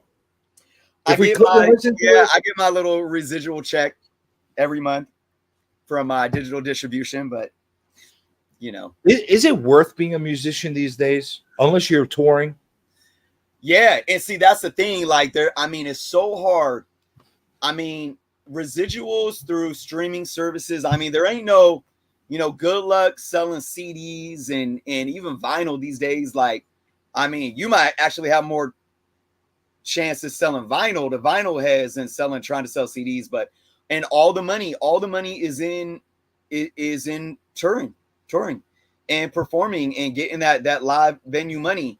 So it's really hard and it's cutthroat. I mean, the industry is very cutthroat. I experienced that firsthand. And, even as an independent artist, it's going to be hard. So, I mean, the only thing that I suggest, like, you gotta have you gotta take over social media. You gotta utilize TikTok, because you can, you can get monetized. People go viral with songs on TikTok and stuff, and you can get monetized. But yeah, but the money though, like, even if you're getting millions of views, sometimes that's not even enough to live off of. Oh yeah, true, and it ain't gonna. And that's the thing too. And I look at a lot, like, you got a lot of these artists. Like, I came up with Hieroglyphics. For those that know, 93 Till Infinity. I mean, it's a classic song that's known worldwide, and they're older than me now. And it's like, I was there, as they're in their 40s trying to keep touring because they got no pension, they got no retirement, they don't got, and it's like, it's a grimy lifestyle. And for people that are iconic artists that have been doing it for decades, now everyone's trying to sell verses. You see all these rappers like Bone Thugs and Harmony and all these rappers that were big in the 90s, like selling verses for like $500. Just trying to stay relevant and make that money. But I'm sure a lot of them obviously are set for life and they're just making their side money now. But it's changed a lot. I mean, it was always hard. We went through this thing where it's like you had to get attention from the A&Rs of the major labels, and then because of social media, it opened up. We had a plethora of indie labels, indie artists, but now because there's so much of that, now it's like so much dead weight that it's so hard to even break through and do anything. Yeah, so, the thing is, it's always been hard. It never was like an easy process. But at least back in the days, you had the option to go by the corners, go by the subway, go by outside of the bars and the clubs, and actually sling your mixtape or something. You could do something. You can't do that anymore. Nobody listens to tapes or CDs or anything anymore. How are you going to hustle yourself? You know what it is. You do that same thing. Oh, do one of these have it? No, but you get little flyers or business cards with the QR code, and everyone has a smartphone, so you get the QR code. When you scan the QR, it pops up your Spotify. That's the way. So yeah, no more physical CDs, mixtapes, whatever.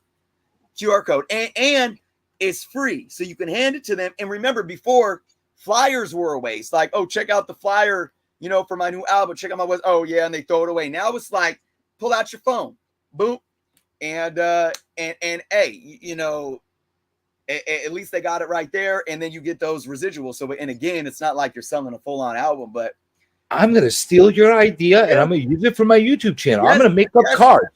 Yes. And I'm gonna every time I go to the cons, I'm gonna give out a card and it's gonna say, "Congratulations, you met Comic Journey," and it's gonna have a QR code on it, and under it say, "Thanks for making me gazillions," and that's how it's gonna work. And I'm gonna just hand them out to everybody. I'm doing that, starting New York Comic Con. I'm gonna do it this time, and we'll see what happens. That's and if it doesn't work, I'm gonna seriously. give you shit about it that it doesn't Yep. work. But Tate just checked out one of my videos. Appreciate it, man. I told you not during this stream. You do it after. Don't take away my views. By the way, I want to thank everybody that's been rocking with us this whole stream. We got a real live strong group that's been going on right now. About 50 or more or less for a while now, between YouTube and the Twitter, the Twitchverse, and all the people that have been coming in here. I'm going to try to apply other things in the future to try to get other people interested in this, but I definitely appreciate the live group that's in here and giving us a good listen, because there's a lot of other interviews going on here. By the way, you're all welcome. All you interview guys, you're very, very welcome, because I saw a lot of interviews happening after this guy started influencing people, and he said he was coming back again.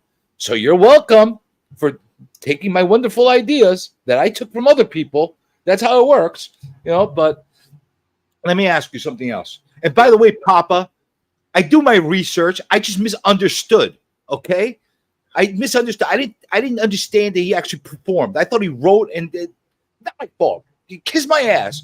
Can I address something before you ask me this next question? Sure. So, and it is what it is. I just find it funny. Comic Chef said Malibu's Most Wanted. Was that it? I don't know what he's referring to, but I find it extremely hilarious that the race card gets pulled, because I'm going to tell y'all straight up, I come from a family of immigrants that came here in poverty. My grandmother slept in piss-stained sheets on concrete floors in orphanages to come over here to try to have a better life. And my family struggled to get to where we were and what we have. And, I just find it pretty funny when the race stuff gets brought up, just because I'm from an environment, or I talk a certain way, or dress a certain way, or I rap, because I never had a silver spoon. I never lived anywhere close to Malibu. If you've been watching the whole stream, you already know it. So it's all good, jokes and everything, but just trying to put that out there. So wait, is that true? Did Biggie ban? Did he ban StickyGoose from my channel? Is that what happened? Uh-oh. I don't think he said that anything that egregious to be banned. You freaking people, you get wrenches from me and then you abuse the freaking power. I'm gonna take everybody's wrenches again. This is gonna be another blue wrench gate. All right. Fuck, I'm trying to do an orderly interview here, and the people are distracting me with their nonsense. So let me get back to it. You had your channel. It was running wild. You were doing good. You were on the upswing. Then you made a second channel, Comic Book Canon. For the people that aren't familiar, you're part of the creators of that channel. That was a different experience altogether. You basically start expanding your ground and starting into new different ventures. How was that experience of not being solo and actually working with another guy on a stream simultaneously? Yeah, big shout out to Jeff and Joe over there, man. That was Jeff's idea. Jeff hit me up. This was early in COVID. I think it was like May of 2020, or maybe even a little before that, because I think we did our first show in May. And I don't know this guy. He was like, "Hey, man, I watch your channel. You want to take a phone call? I have this idea." And he called me and he was telling me about it. Comic Book Canon. He had all the idea for it. And I was like, I'm not good with commitments. I don't know if I can make that type of commitment. Let's try it out. All right, let's try it out. And then we went with it, and it grew, and I love doing it. And the only reason why I stopped doing it is because before things really fell to pieces for me in my personal life, I was trying, that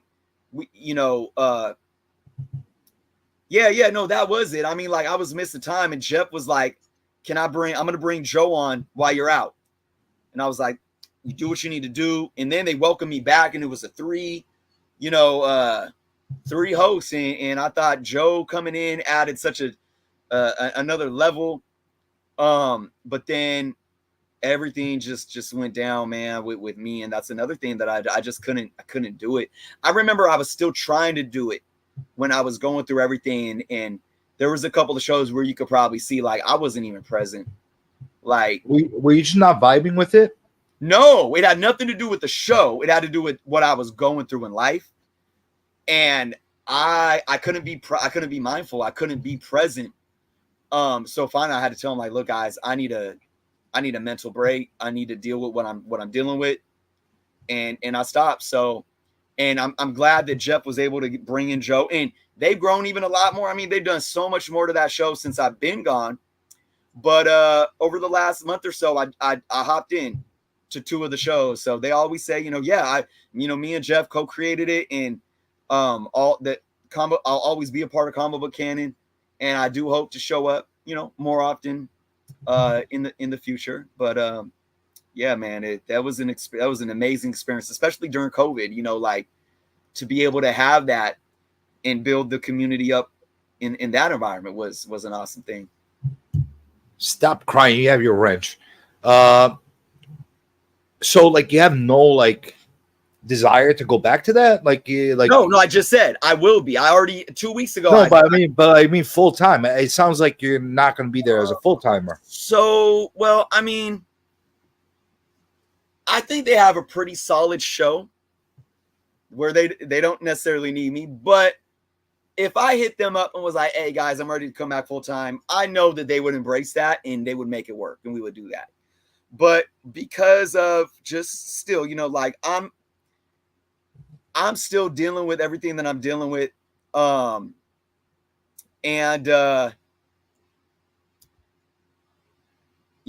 my channel, I'm not going back to Jernos full time. So I'm good with where it's at right now. I don't know what the future holds, but I'm keeping the door open.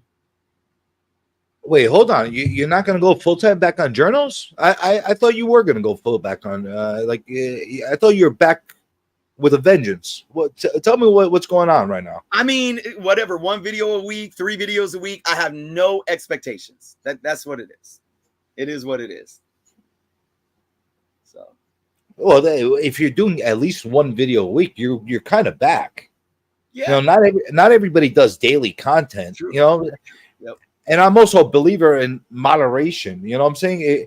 Yep. Less is more sometimes. Right. If you're doing 1 great show every week, yeah, then you know what? I think that's the best approach you could take. Like, think about this. If I did an Insomniac every single night, it'd kind of get tired, right? It wouldn't be that interesting if I did it every single night. I mean, I'm sure I'd run into some interesting people every single night, but not necessarily great for content, great for people to be hooked into. You want to, less is more kind of thing. It really is. And at the same time, you have a life. You know what I'm saying? You got to work. You got to do all kinds of things. You did at one point stop and pause from work, or you did at least part-time. And you did it consciously because you wanted to take a dive into this full-time. Do you regret that, like trying to go into this full-time, or do you think that you needed to do that? I'm going to answer that after first saying this guy run me through. Big shout out to my biggest fan, run me through. He only lives like 40 minutes away from me. I gave him my phone number. I said, let's meet up, man. See me, buddy. I love you, man. My favorite stand right here. This man, I'm 40 minutes away. We can even meet halfway. It's all good. I will see you. I will shoot you my number again. That's facts. Anyways, to answer your question, no, because it was COVID and I was laid off for my 1 position. So I had no other option. I couldn't do there was nothing else for me to do. You know what I'm saying? So I was basically working part-time distance learning. Yeah, but I do remember you mentioning that, like I'm going in, I'm doing this kind of a thing. Am I wrong? I remember like during your live streams, you're like, I'm going full bore on this kind of thing. No, yeah, but I never quit my job. It just so happened that you didn't have the work, and you like, all right, now's the time. I didn't have to. So I was working full time, working 2 jobs. The intramural, the sports director job, and then the educator job. When COVID started opening up again and we went back on campus, they offered me both, or I was still working. the educator position. They offered me the sports position back, and I was making so much money on YouTube. I said no. But I actually am now, I'm working full time as an educator now. So, I pushed it as far as I could just because of COVID. If COVID never happened, I would have never been able to like push as hard as I did with the channel.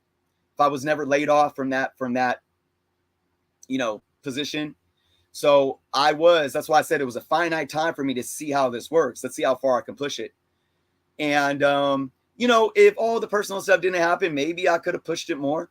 But I was like, I'm going to come on board full time at my job as an educator. And, I needed to at that point because I needed to have a full-time job because I pulled away from the YouTube circumstantially. So, yeah. So if you could rewind the clock, let's go back to prime COVID days where people were making money on their channels. The ones that were monetized, at least, right?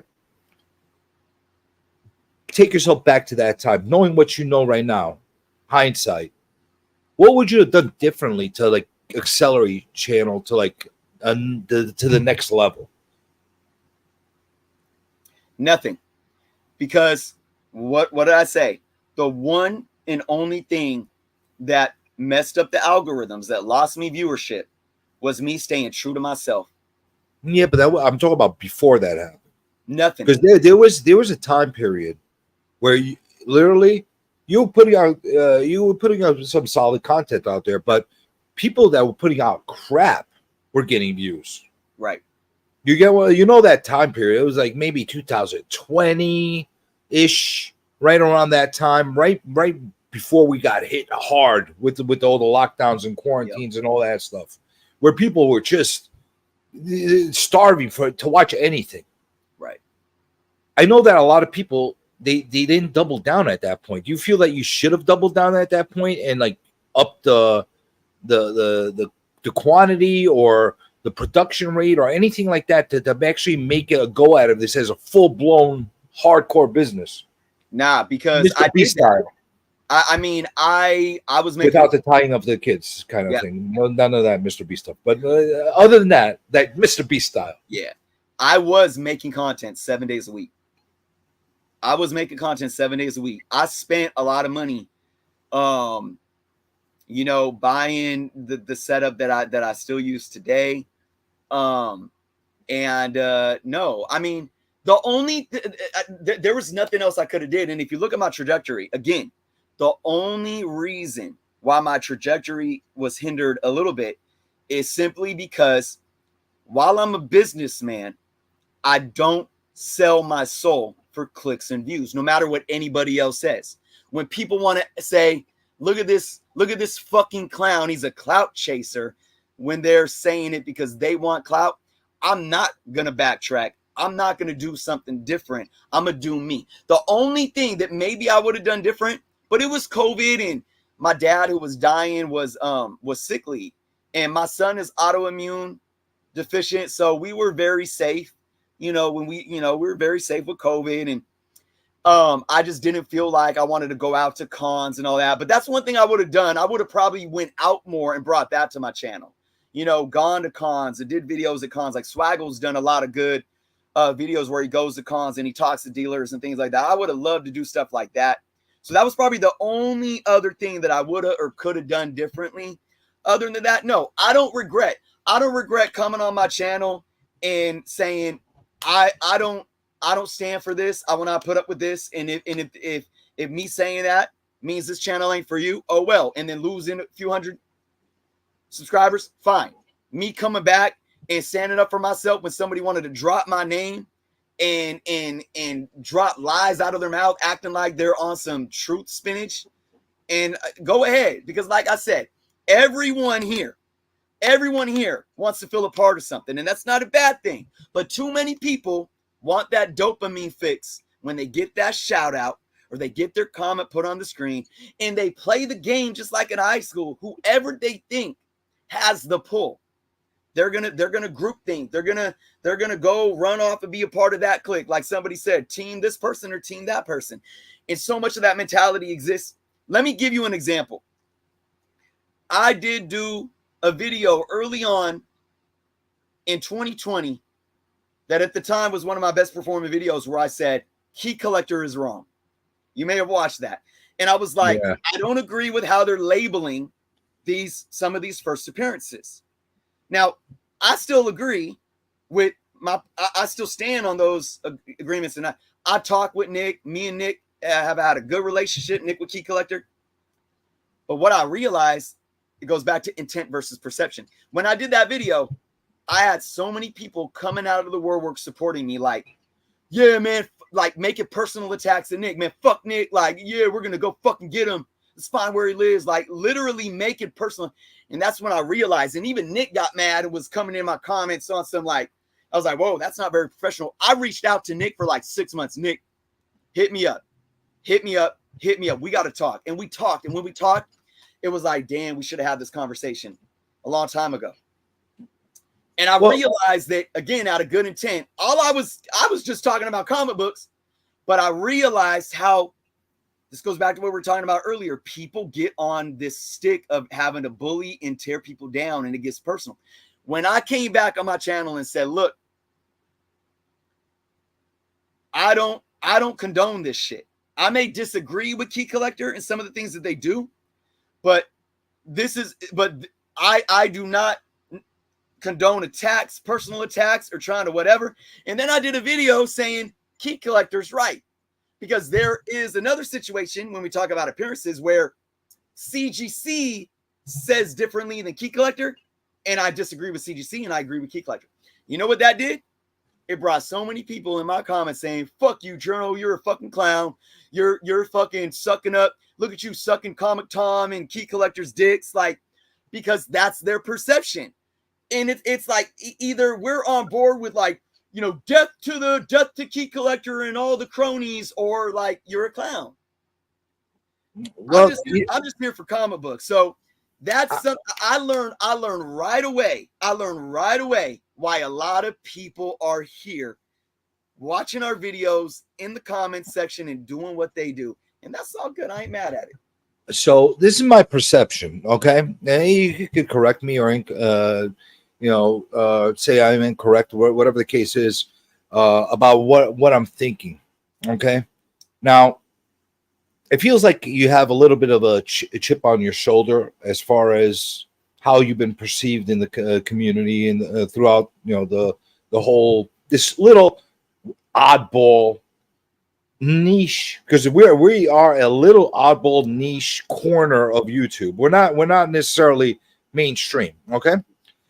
And you had aspirations of growing this channel to like put it to other proportions. I think you still do to some extent, wanting it to grow to a point where it is something that is like a tangible type of business, right?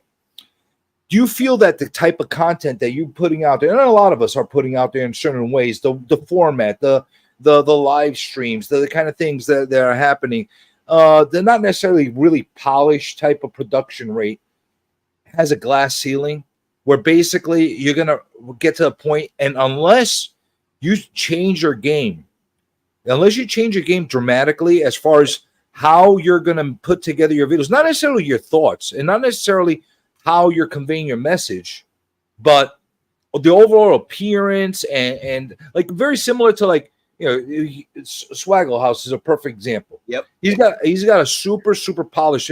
By the way, he's a 2-time alumni on the Influencer. But we're gonna have to have him on again.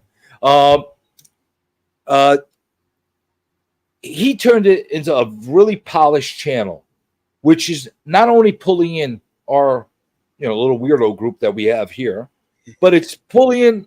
What am I lying? We're kind of weird, all of us, in our own different ways. He's pulling in more mainstream people coming in as well, and more pop culture people in there. Yep. Do you feel in order to break through that glass ceiling, that's what you got to do with your channel?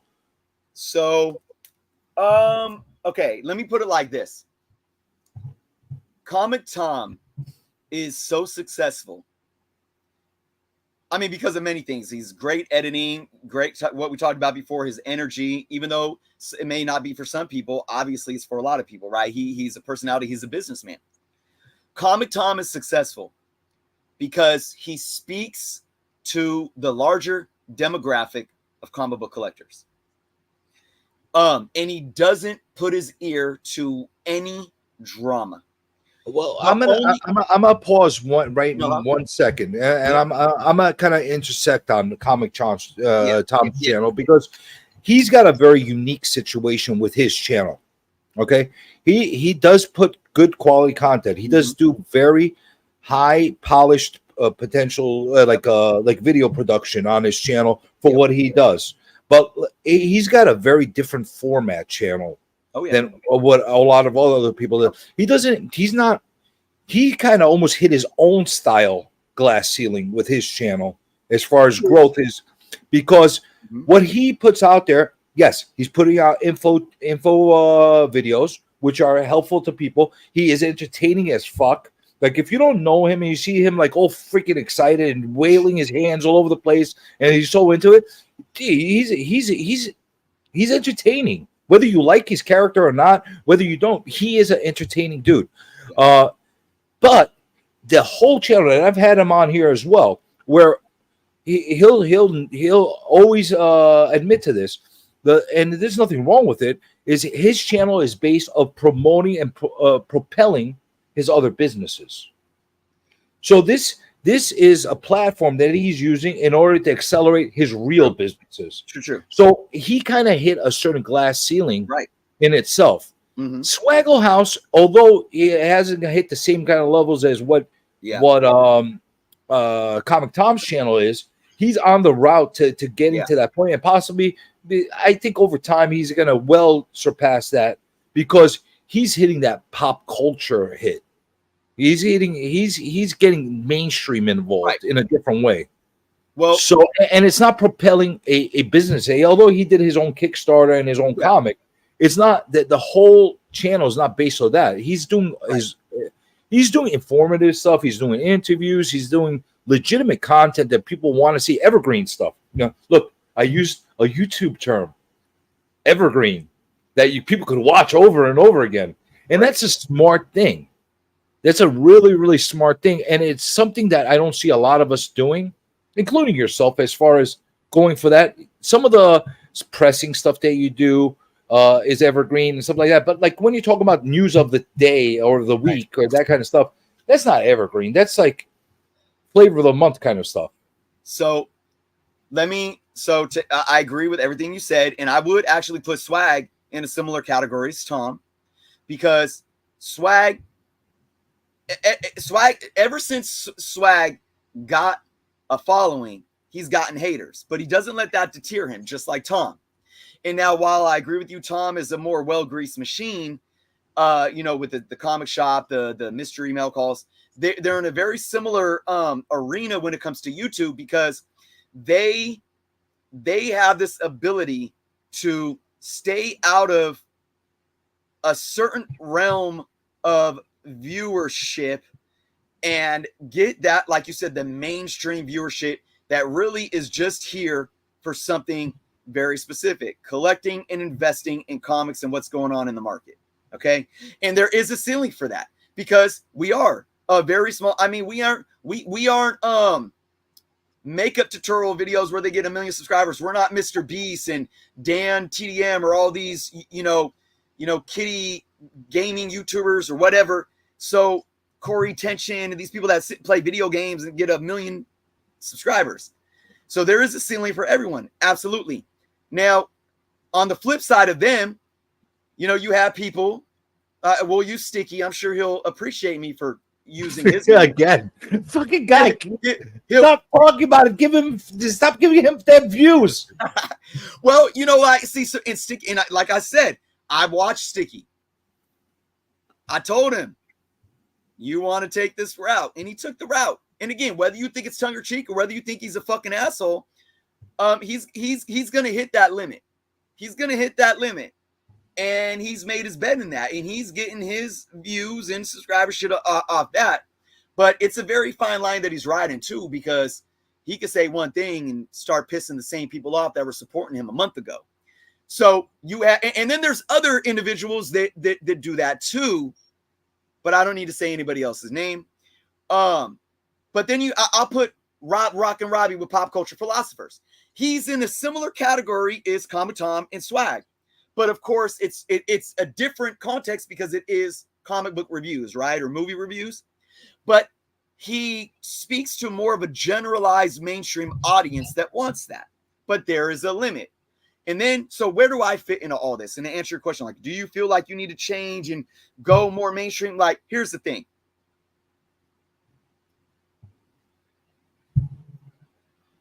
I can't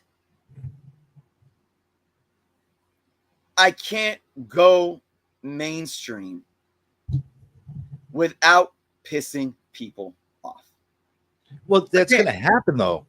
Oh, well, okay. You're not gonna make everybody happy, Right. No matter what you could make the most loving.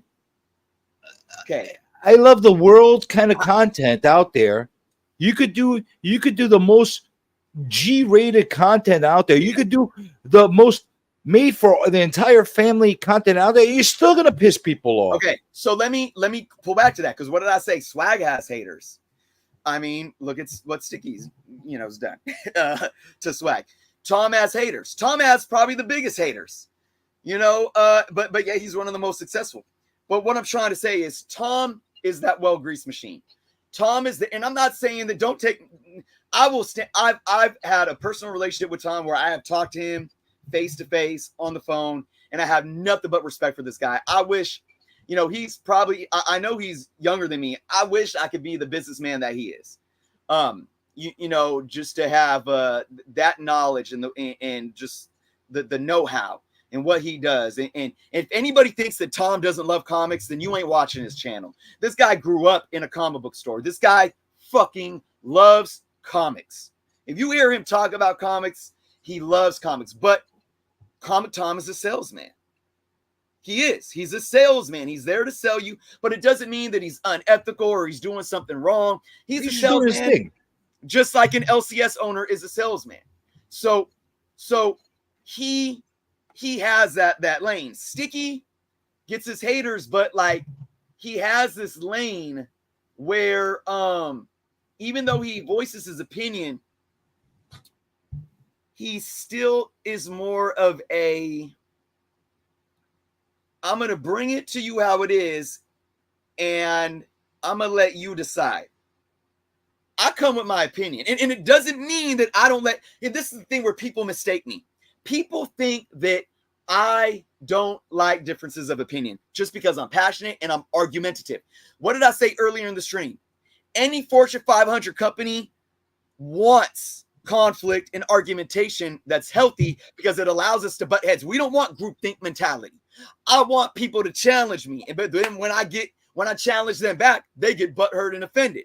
So people take that the wrong way. I encourage differences of opinion, probably more than anybody else. I will say that, but don't get mad at me when I come and challenge you too. People like Swag said, they want to tell you their opinion.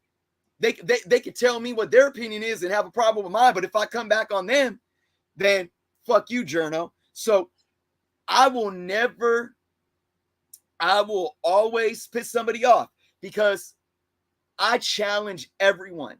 I can make a video one day talking good about CGC, and the next day I will talk about something where I'm trying to hold them accountable. I will make a video one day where I'm praising Comic Tom for what he said in this video, and the next day I'm saying I disagree with Comic Tom. And the problem with that goes back to what Swag says. People want to hear what they want to hear. They want validation of their of their biases, of their preconceived biases, and I don't give that to them. So many viewers on my channel will find one of my videos that validates what they want to hear. And as soon as they see another video that's the opposite of what they believe, Jerno's a clown and they want to unsubscribe from me. And that's the goddamn truth. But here's the thing. That's good. That's fine with me. I am good with that. You don't see vegan companies selling their vegan cheese, trying to market or vegan people trying to market to fucking meat eaters. Sure, they do. They got their lane. Sure they do. Well, you know what I mean. It's like They sure, you shame wanna- the fuck out of the meat eaters and tell them, hey, what you're you- you're the wrong. You're wrong. maybe you need maybe to that be a wasn't vegan. maybe that wasn't a good analogy, but Don't get me started on these vegan freaks. All right. my point is I know my lane, and if people are gonna like me for who I am, and I can't change. This is what I learned, and I'll wrap up this question with this. With everything that I went through in my personal life over the last year, I realized that I wear my heart on my sleeve, and I suffer for it because not everybody is going to see the world like I do. Not everyone is going to love like I do. Not everyone is going to be open and have as much compassion as I do. And I wear this right here. I wear this cross. Now, I don't wear this cross because I'm Christian or Catholic or anything, even though I was raised in a Catholic family. I wear this cross as symbolism because whether you believe in Jesus or not, right? The one thing that if you read the Bible that Jesus didn't waver from the word of God. And to Jesus, the word of God was love. Jesus went to everyone. He rolled with prostitutes, thieves, drug addicts. He said, come with me. Let me show you that you're worthy of God's love. And the powers that be said, fuck you. Nah, you ain't doing this shit. We're gonna crucify him. And for those that don't know, he bore the burden of the cross. And for those that don't know, he walked, how many miles did he walk with the cross nailed on him after they beat him, starved him, and then they hung him up on it. And he died. And why? Because he didn't sell his soul. Jesus said, I'm going to love my brothers. I'm going to love my sisters. And this is what I stand for, even if it kills me. So, not to say that I'm Jesus or anything like that. Don't get it twisted, but it's symbolism. I bear the burden of my own cross for those that come into this world, whether it's the connection to a higher power or connection to themselves or of love or to their family or just whatever they believe in life. If they hold those ethics and those morals and those values to themselves and they hold to them and they don't waver from them, then they will bear a burden. Because this world will try to sway you from that. This world will try to turn you cold. And so many times when it comes to the channel, I could have sold my soul to appease my viewers. And I never did. And that's everywhere in life that I go. I bear that burden. Even if it kills me, I would rather something kill me, literally, than for me to sell out because it's going to be an easier path. Now, I'm going to make this clear for everybody that just listened and they want to hear what they want to hear. I just want to make this absolutely clear for everybody because I'm listening. He's not making himself out to be Jesus because everybody in the YouTube community knows that I am YouTube Jesus. So he let's make that clear. The other thing I want to make clear is to uncensored nerds and everybody else that's been putting in questions in here. I've been starring them, and shortly I'm going to get to everybody's questions, and we'll make sure that they're all answered properly in the way they. I just don't want to disrupt the format of the actual stream itself. We're having a good conversation going on right now, and I want to make sure we keep going on there. Now, lastly, I want to say this. Okay, I know you say that things don't bother you and that kind of thing. They do. You got a little bit. you're not difficult to trigger. And I think that's part of what a lot of the people, some of the trolls, and some of the viewers that watch you on a regular that actually like your content, actually purposely try to trigger you because they want to see your reaction. Now, it's a genuine reaction because you get all freaking lit up about shit. But I think that's a big part of it. Do you get angry at the fact that they know that they're getting to you, or do you just ride with it and run with the? I mean, again, before and now, two things. Before, it wasn't ever that they were getting to me because I don't view it as them getting to me. I mean, that's a figure of speech. Like I said, I think I said earlier, I always felt it my responsibility to see people being better human beings. So that's why I would, it's like, how I see this person being a horrible human being, and I see somebody gaslighting me in the comments right now. It's like, you know, it's so funny. It's so funny. But now I realize that everyone isn't my responsibility. I'm my responsibility. And the way that we impact other people is by how we conduct ourselves. And I realize, see, what narcissists want to do, they want to trigger you to get your reaction, because then they can use your reaction against you. And like somebody in the comments right now was doing just that. They're doing just that. There you go. Exactly. First off, the first time I ever knew of this dude, he was coming at me, attacking me. And I said, hey, man, here's my number. You live, you know, oh, man, what's up? It's on site. Like, see, I live in Stockton. I live in the 209. Come down to the 209. I'm like, all right, what's up? Here's my number. And I didn't give him my number to try to be big Billy Badass. I gave him my number to talk to him like, yo, what's up, man? Beefing over comments is corny as fuck. You want to break bread? You want to get a coffee or some shit? I'll buy you fucking Starbucks. Now, if you want me to buy you Starbucks, we break bread. It's all love. But you want to see me in traffic, come in my face, I'll leave you with a broken motherfucking jaw. I don't give a fuck.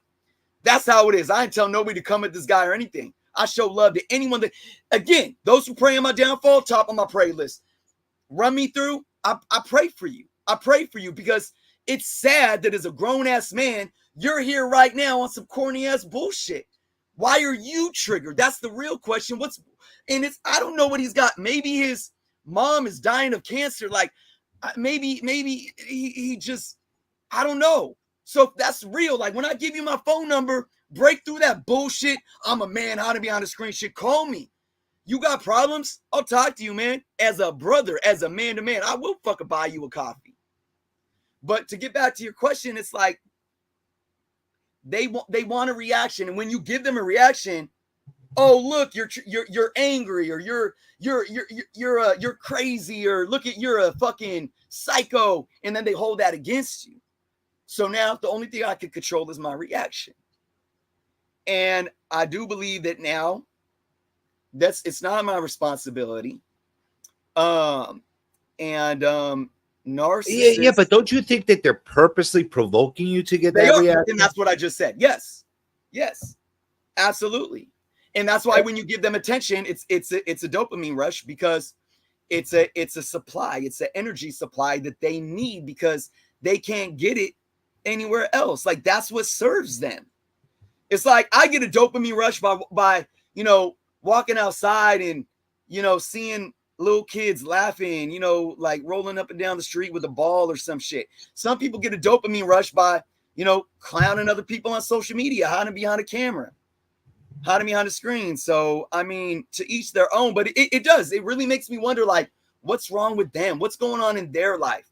Like, did they have a trouble with did a parent abuse them as a kid? Like, did they get bullied? Because what I said, bullies end up being bullies. Hurt people. If you don't heal, you end up becoming that in which hurt you. So all this bully ass shit, it's like, it ain't my problem anymore. And I pray for them. And maybe, yeah, I mean, I'm not going to say that it still doesn't make me want to, like, I might reply still, or I might address it. But, you know, at the end of the day, in all honesty, I really do want people to be better people. And I really do pray that anybody that thinks that coming online and you know, take a shit personal over comic books, they got some real issues, man. And I mean this when I say this. If people use this, you know, it's so fun. You can't win. You can't win, because I could go hardcore and they'll clown me. They'll say, oh, Malibu's most wanted, tough guy. But then they don't want to see me because they started as the tough guys. But then if I'm kind and compassionate, like, yo, give me your number, I'll talk it through with you. We'll break bread. Then it's like, oh, Journo's soft. So you can't win with them. So I pray for them, to each their own. All right. So you say you can't win, which is the truth. You're going to upset somebody or the other. It doesn't matter. And you did mention a few times about your apprehension towards changing or selling out or anything towards that kind of a thing. But if you feel that the trajectory of your content and what you're doing is going in a positive way, and you feel that, and the only way to get and break through the barriers is to adapt, not necessarily change completely, but maybe cultivate it in a way where it's going to be friendly to the googly eyes in order for you to actually make some money. Because, you're making a living. You're putting the time into this. You have children.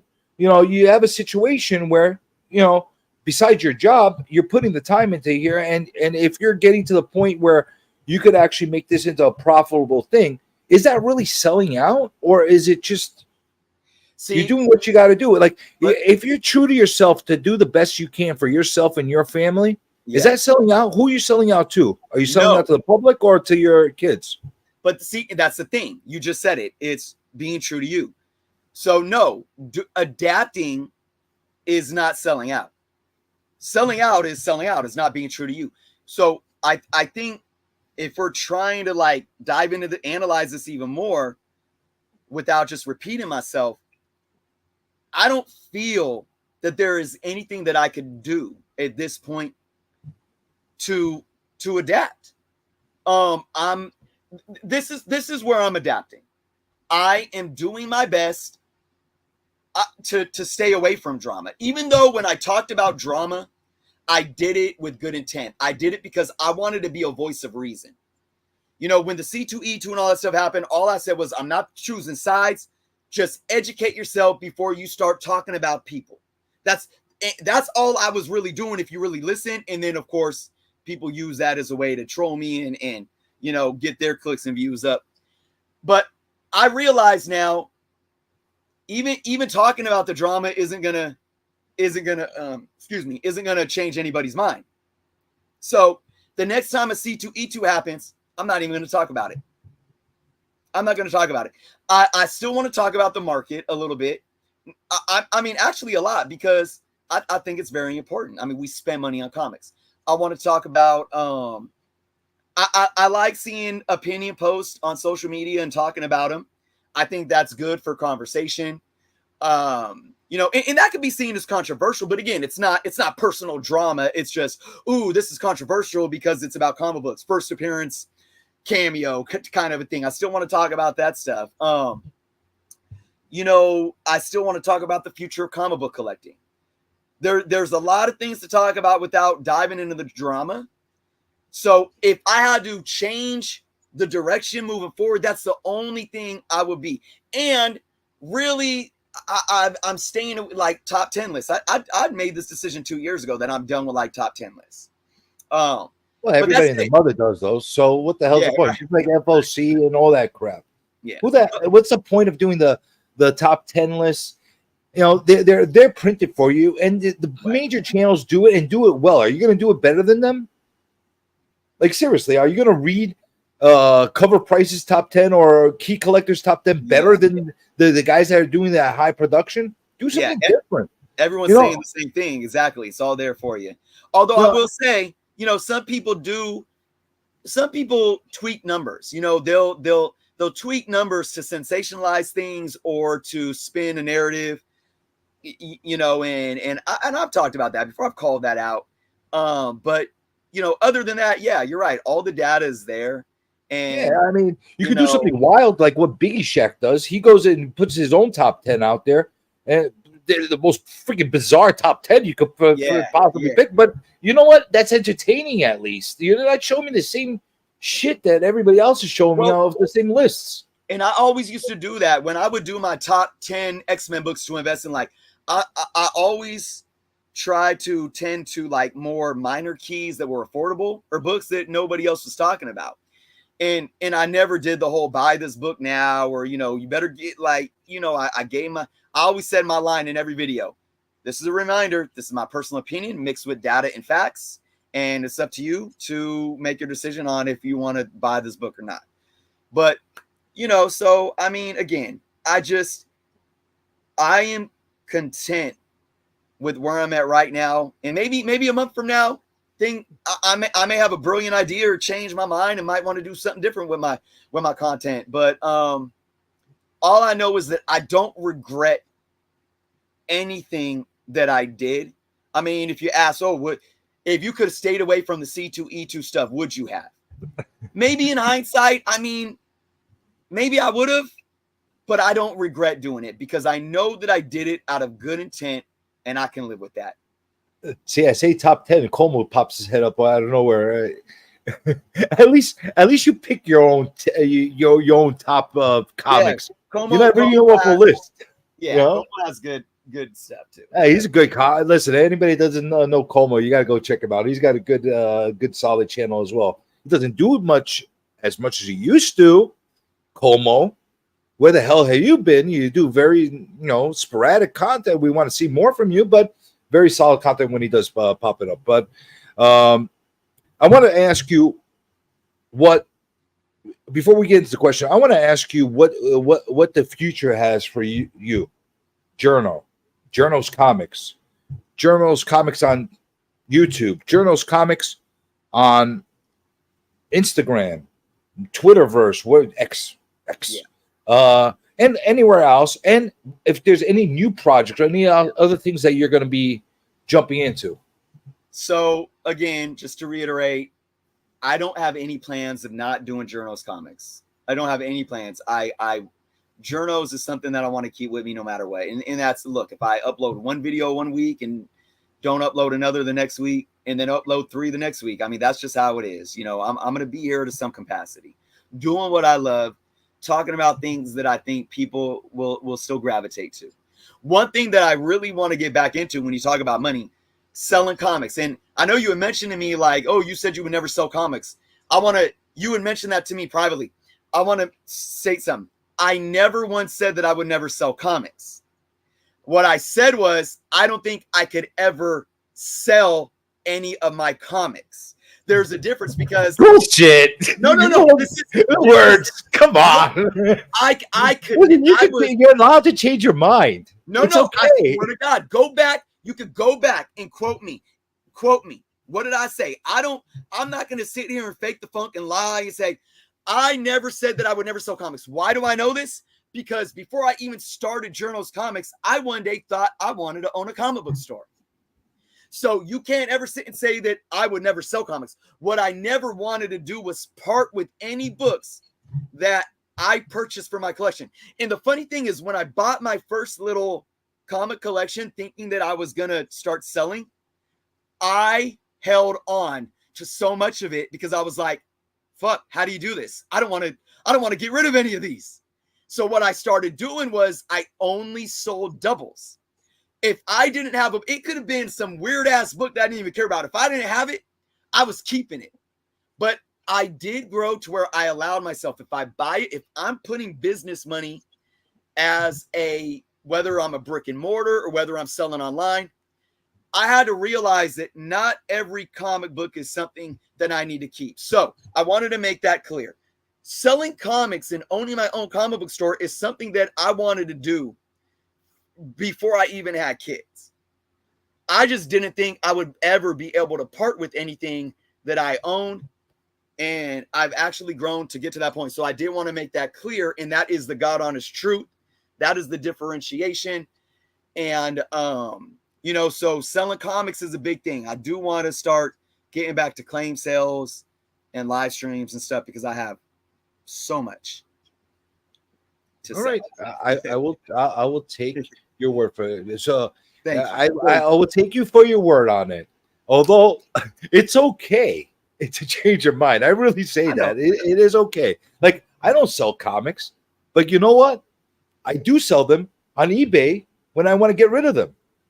I do have a whatnot when I want to unload shit that I've compiled over the time. Yeah, I do that, but I'm not like a store and that kind of stuff. But hey, you do what you do at the time when it's right. That's the way I look at it. If you need to unload your hoarding collection, like a lot of us do at one point, there's nothing wrong with that. That's okay. If you need to make some extra money to get and take care of some bills by getting rid of some stuff that you don't need in your life anymore, that's okay too. That's the way I look at it. But what else is going on with you? You're gonna dip your toes back into comic book canon. We talked about that a little earlier. Yeah. You got more content. You're gonna do more pressing stuff and along that line, or is it gonna be straight journal? Yeah. That's some of What's my gonna funnest stuff, man. I love, like, I just went back to it. Somebody commented on it, and I watched a couple of minutes. I was like, damn, I was hyped up for this video. It was my big bag and board video. I've done a few of them. It was the big one where I like went through everything and I made these little graphic cards for people to take screenshots of.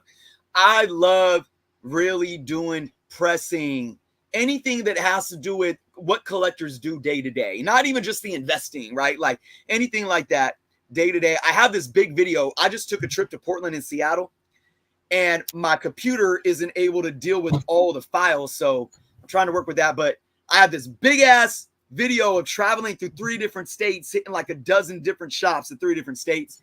I can't, and I rate the shops, like, you know, down to like my favorite. And I can't wait to release that video. But, you know, one thing that's been a calling to me, just dealing with everything that I dealt with in the last year of my life, I am starting a new YouTube channel.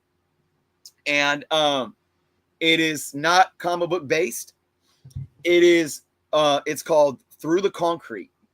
And basically, it's going to revolve around just, it's going to be a plethora of ideas. Like, we'll talk about sports, entertainment, pop culture, cultural issues, social issues, but it's all going to spawn around mental health, and more importantly, men's mental health, and allowing a place for men to talk about real serious issues. And like we kind of mentioned briefly before, you know, like the stigmas, you know, about how men, we live in a society where men are shunned for having emotions or being able to, you know, communicate things. And I think that's something that's very important to me right now, with what I've gone through, with knowing that I've had friends, you know, with my son being suicidal as a young man now, and going through the emotions that he was going through and not being able to, you know, have those supports because of the stigmas. That is something that is going to be really, really personal to me. And I know it's going to be something I'm going to be passionate about. So I just set up the YouTube channel. And thank you for sharing that. I don't have any videos yet. I'm hoping to launch my first video and an introduction probably, you know, within the next few weeks or so. But I do encourage anyone that wants to thank you. Anybody that wants to check that out, support that, please just sub it up. You know, I do think, and again, we talk about grown men fighting over comics and all this shit. I really hope that that's a place to where we all, no matter race, ethnicity, political affiliation, you know, for what we believe the true first appearance of Wolverine is, like, you know, any of that, like, this is a place where everyone can come together and realize that we can let it out, we can break bread, and become, you know, better men and better people. So that's something that just is in the framework, and we'll see how that so goes. everybody saw, I just dropped the link in the live chat. It's also in the description for anybody that's watching the replay as well. And you already got a first guest. If you want him on here, you got Swag that's looking to talk about his testicles on here and his balls on your channel. I love it. And clearly you've made an impact on Legion over here, because he will never forget that testicle talk from earlier. I want to say something real quick about Legion, man. I have so much respect for this guy because, you know, we had a little back and forth some months back, and I think it was a miscommunication, and I tried to hit him up privately because that's what I do. I want to, like, look, my door's open. Let's talk about this. And immediately he was defensive, but then we talked it out and communicated, and it's all love now. And I just wanted to bring that up because, again, just the respect I have for him, man to man, to be able to work through a miscommunication and not sit here and, like, yeah, you know, pull out the measuring sticks and have to go on social media and say, man, fuck Journo or fuck Lee. You know, it's like, it's all love. We're grown ass men. We can talk through things and break through those issues and realize that, man, we have more in common than where we differ. And when we focus on those things, it's a beautiful thing. Well, you know what? That's the good thing. Some guys are logical. The hell, grief, a pair of pussies. What? Grow. Hey, I think you I'm made trying to your keep own. this. I'm trying to keep this like away from the googly eyes, and you're putting vaginas and pussies and hermaphrodites and all kinds of stuff in my freaking chat. Don't do that. Holy crap, man! Oh, shit. This is getting out of hand over here. Like, what the hell? I don't know who the hell is this guy, Klaus. Oh, you're talking about what's his name? The inker, I think, Klaus. Was it defensive? Just Fuck you, Legion. You were defensive. See, we're starting it again. there you go. So My listen. bad. I'm sorry. See So how listen. easy. See? So listen, Mark. You heard it here on live streaming. Jerno says, "Fuck you." Okay. Raging too. See, what's gonna happen is people are gonna take that clip and they're gonna run with it, and then it's gonna be hashtag, justice for Legion. Good stuff. So it seems like you're going to have some very different content on there as well. So I think that it's smart that you're actually separating the two channels to keep it like more somber, more serious on that level, and not having it like get like mixed up in like a comic book kind of theme. Like for people that really want to go there and actually talk about stuff like that or listen to stuff about that, Right.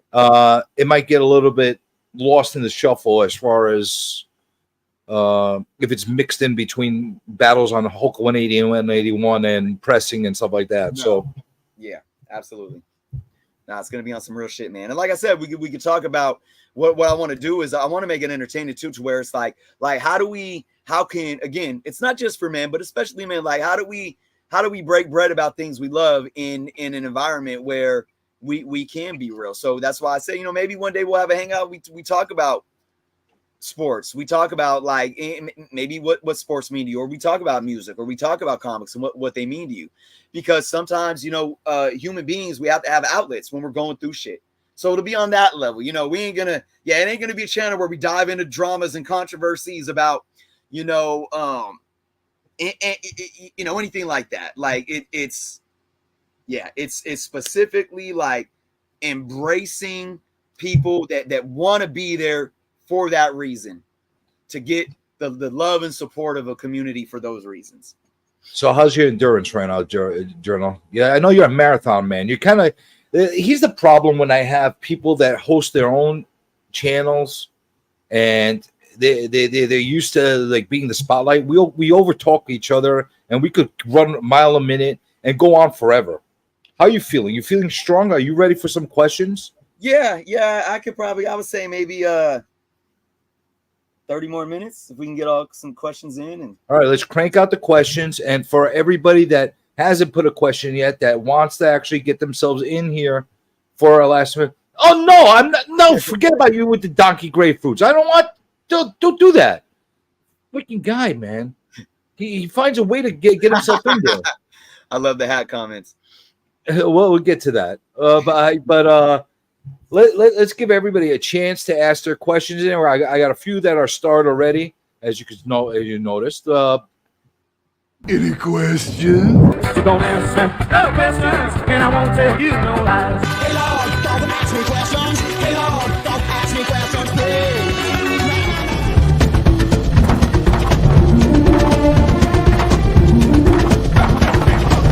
What do you want? What do you want from us? To ask you this much is just a matter of trust, not an affront. What do you want? All right, you're ready.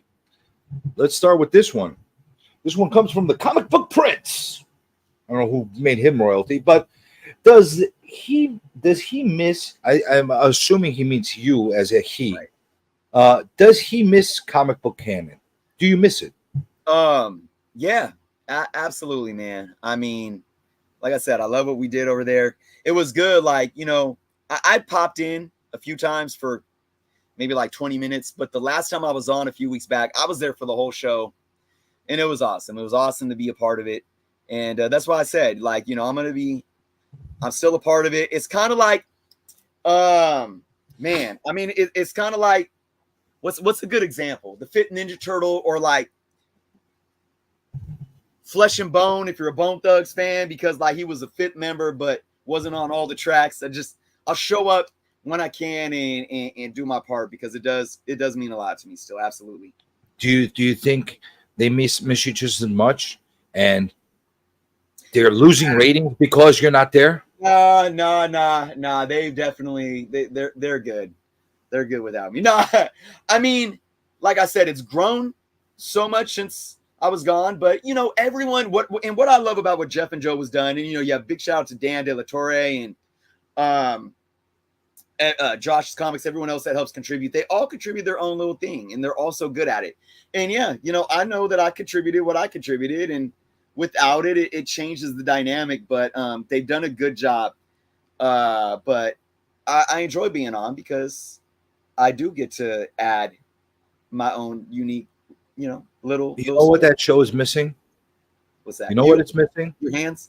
It's missing a nice, strong pair of masculine hands. That's what it's missing. You hear me? Man, I have to talk to. I'll hit up Jeff and Joe, man. I'll send them a word, see if they can get some real hands on there one day. Tell them they got to beg me to come on. All right, that's how it works. All right, we got a question from Uncensored Nerd, who has a bunch of them in here, by the way.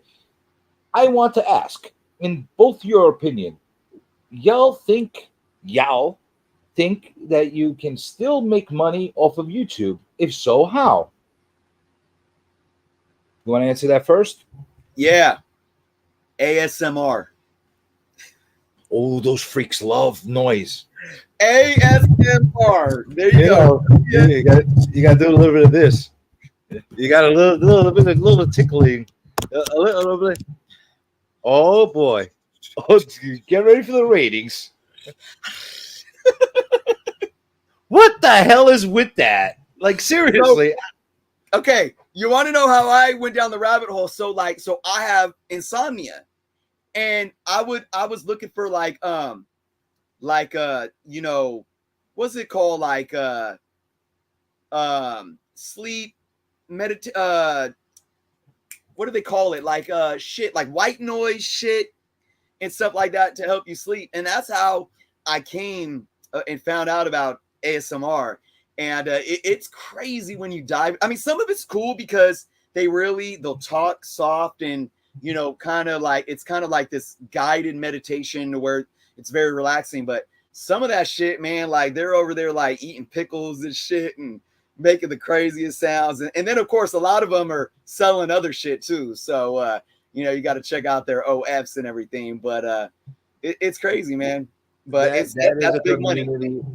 So who asked that question? That was Uncensored Nerd. Uncensored Nerd. Are you a male? Because if you are, I just got to tell you, man. You know, if you get into the ASMR, you got to simultaneously. You got to set up your OnlyFans, and you got to be ready to do the dirty work, man. So, oh, dude, that is a community. I don't know. Listen, I'll go all out. I will entertain playing with a whole different type of content. But with that group, they did a little different. I don't know. Although there is some really hot chicks that put their all right, I'll keep it PG, but they do some things. They do some things that like, oh, that's interesting. You got my attention, lady. Okay, I don't know what you're doing, but you do got my attention. That's all I'm going to say about that. If you don't know what it is, then go watch some of these videos and you'll know exactly what it is. And as far as my opinion on whether you can make money in YouTube, you absolutely can make money in YouTube, and you don't have to be just an ASMR person, although it helps a lot.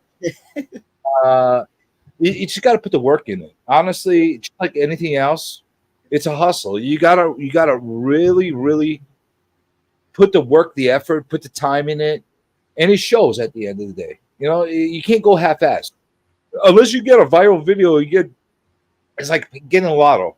If you do like you're walking down the street and all of a sudden like some fat guy falls down and like he starts crying or something, and then it becomes a viral video, you know, and you make I'm not joking. That's the kind of like luck you have to have in order to go like that way. Unless you hit one of those videos you got to put the work into building a channel, actually putting some good quality content out there.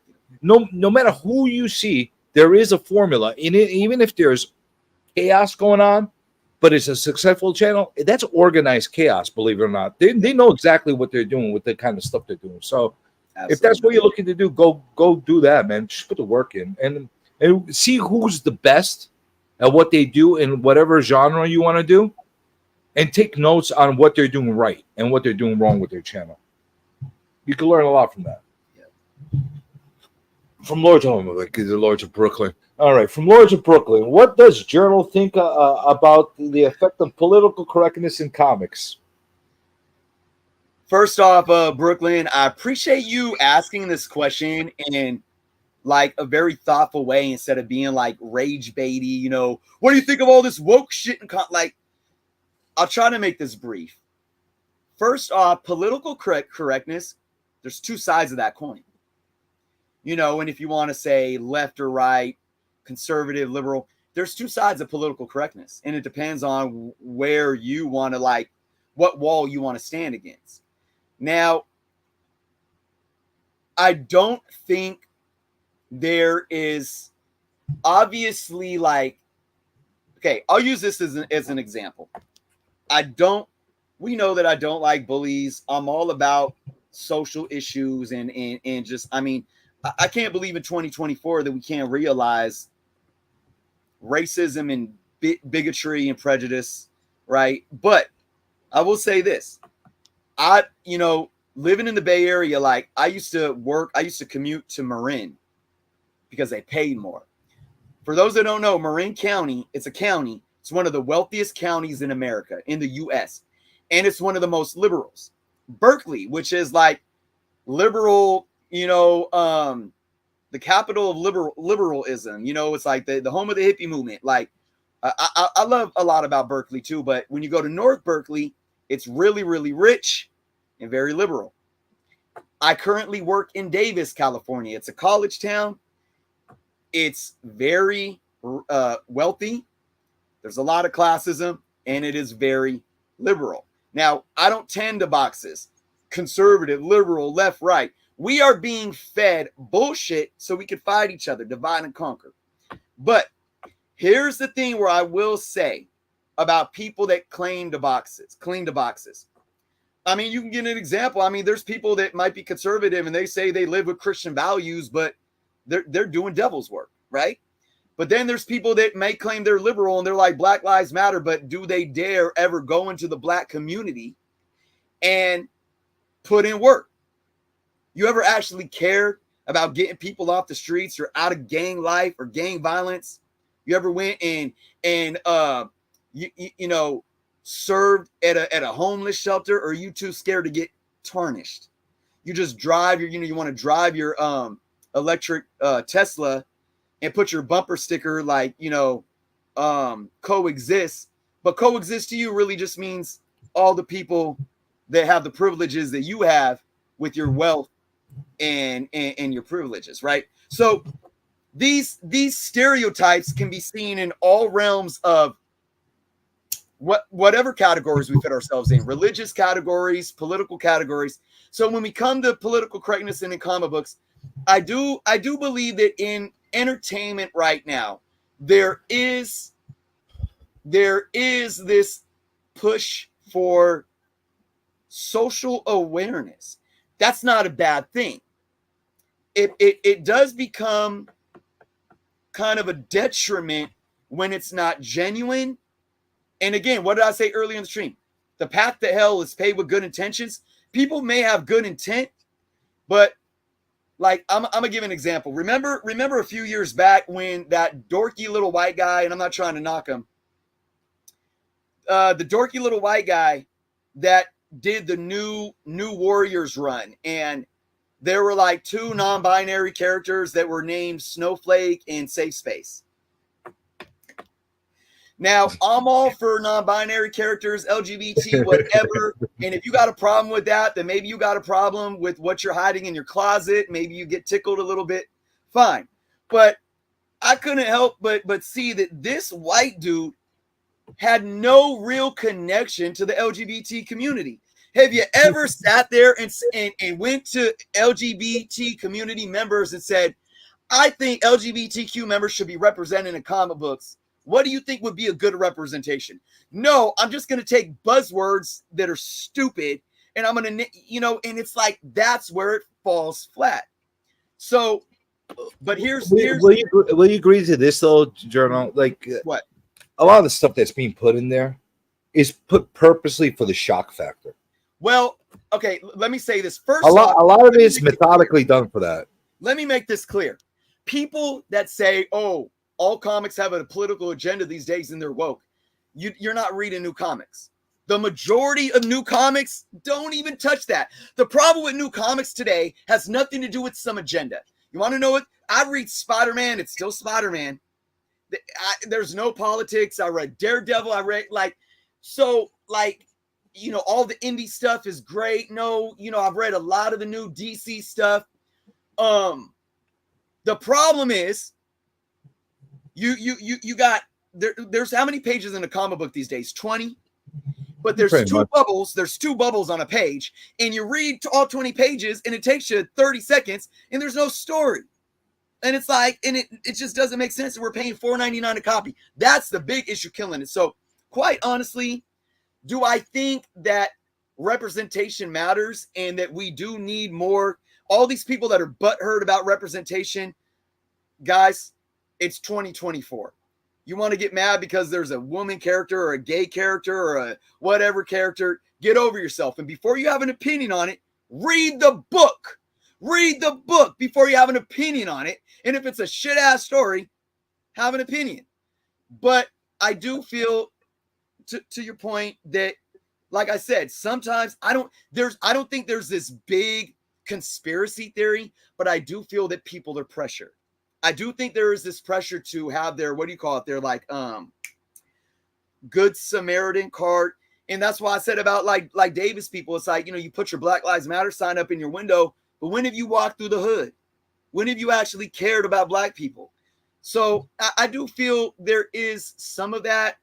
Yeah, but there is some stuff done methodically, even if there isn't a push from the publisher or whatever the case is.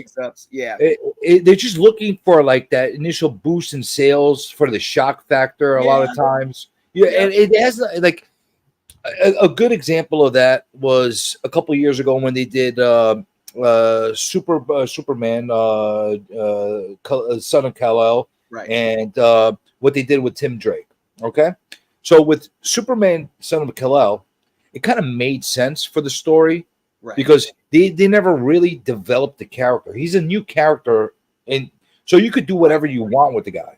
Okay, so you want to make him binary. First of all, I think he's an alien, so he should be fucking anything he sees. Right. It shouldn't make a difference whether you make him bi or not. He's an alien, if he goes after a rhinoceros, it goes to bestiality. That's his prerogative. He's an alien. It doesn't make a difference to him. So you have that end. But he's an undeveloped character. They're developing, they're creating it. It's part of the storyline. But then you take a character like, for example, Tim Drake, Robin, who has 30 years of history of not being bi or whatever the case is, or like Iceman that hasn't had a history of it. Like he was going out with women and having a good time. There was no like I have a secret. I'm in the closet kind of a storyline. They just decided all of a sudden let's go for the shock factor.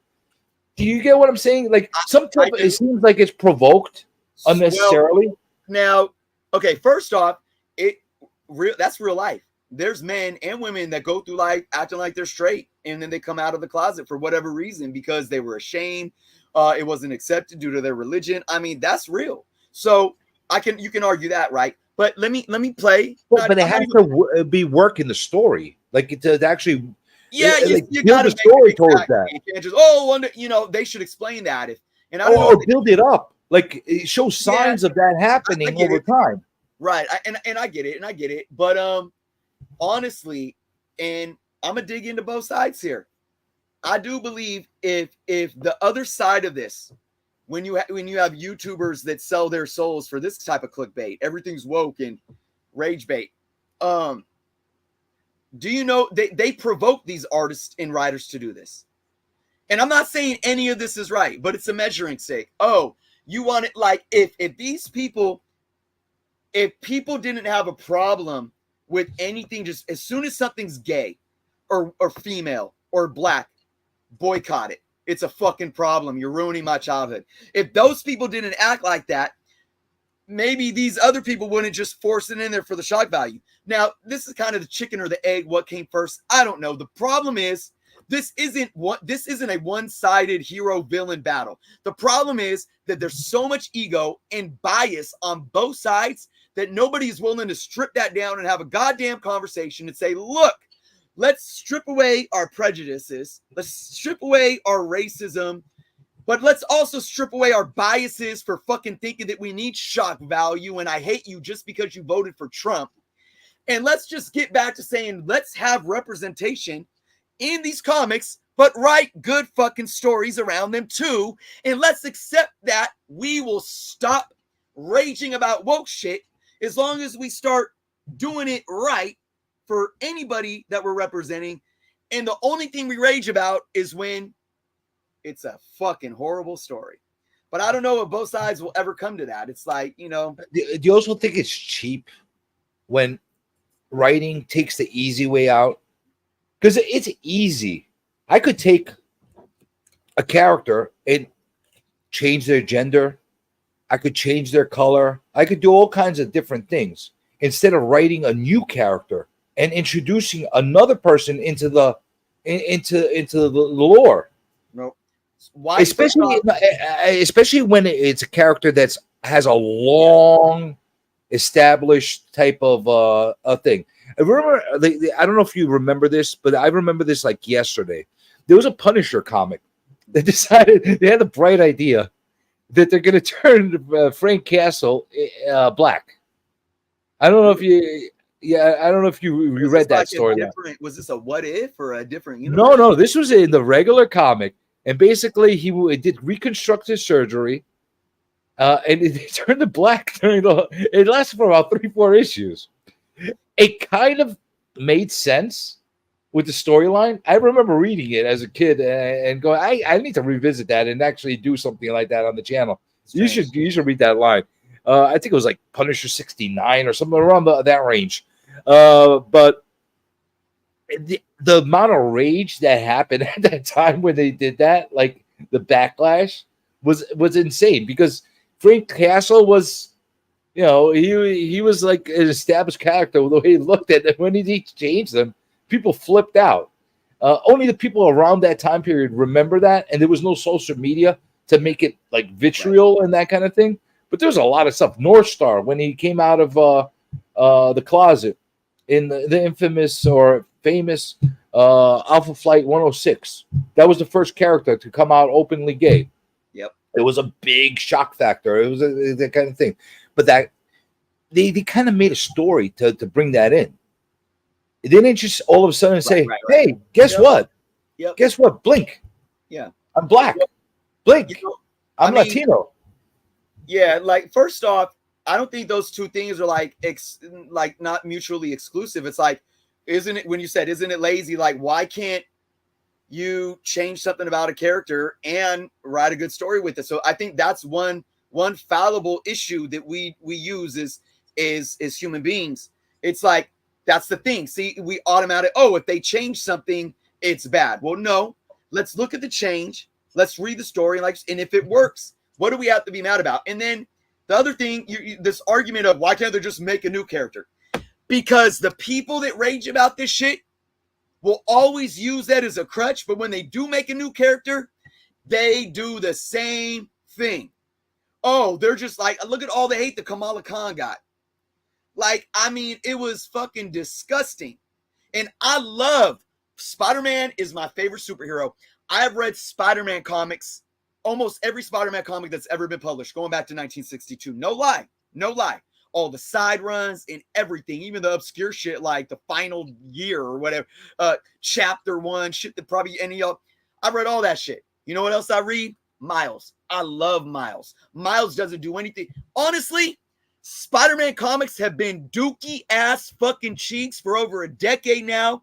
Miles comics have been so much fucking better. and I love Spider-Man. Yeah, but you know why the Miles formula works so well, and why he's taken off so well with readers, with all kinds of people. Yeah, you got the haters, you got the purists, but you know why he worked and he became a character, a household character, because he didn't replace Peter Parker. Oh, true. Oh, yeah, definitely. They coexisted. He became So his own badass character. Yeah, but who has truly replaced anyone? Oh, there's Like, a lot of characters that have replaced each other over the years. I mean, maybe It- temporarily. You know why? They've been trying to cram down Captain Marvel down our throat for years. Yeah, see, and that's the thing with Captain Marvel. Like, I have no problem. I have no problem with what they done with Captain Marvel. And I remember this because this was in the early days where we finally started using social media the way we did it. And it's when they decided to put Captain Marvel in a full body suit instead of have her boobies and booty hanging out. And they cut her hair and decided to change her name to Captain. That's it. It wasn't about, because honestly, if you read some of those stories, I haven't read them all, but there's some good stories. Now, I'm not saying that she's some great character, but you know, there's some good stories around her. I love you know, her origin is dope. You know, her relationship with Rogue, and Rogue is one of my favorite X-Men. I mean, and this idea of somebody trying to shove character, nobody is shoving anybody down our throats for the most part. Like, so unless you are replacing something, but like, so the hate for Captain Marvel came because they stopped over sexualizing her. And anybody can argue with me all they want about that. The reason why because they started calling her Carl Manvers. It wasn't anything about the story. It wasn't anything about anything other than, how dare you take away my boobies and ass and over-sexualized woman that I like to read on my paper and call her. There's a segment of reels that want that. They do want that. So But not you took everything away needs to. you not took away their boobs. Not everything needs to be that. There's plenty there, and that's why they say, oh, one or two gay characters. Oh, people can't be straight in comics anymore, but yet Peter Parker's still making out with fucking Mary Jane and Black Cat. You know, it's like, dude. So, And anyways, I'm with you with the Miss Marvel stuff. I'm that? definitely with you on the Miss Marvel stuff, though. I think it was a great character that's been introduced to the. I think what in the past, I want to say still in the past 15 years, one of the best characters introduced to Marvel. Great original concept to it. I love the whole immigrant thing going as like a child of immigrants. I could relate to that. I love that. The first chapter of Miss Marvel's storyline, phenomenal. Then they started to put all kinds of wonky stuff in there just to make it not right. So it's one of those characters that hopefully they right this ship with and keep it going as far as the original concept of it was concerned.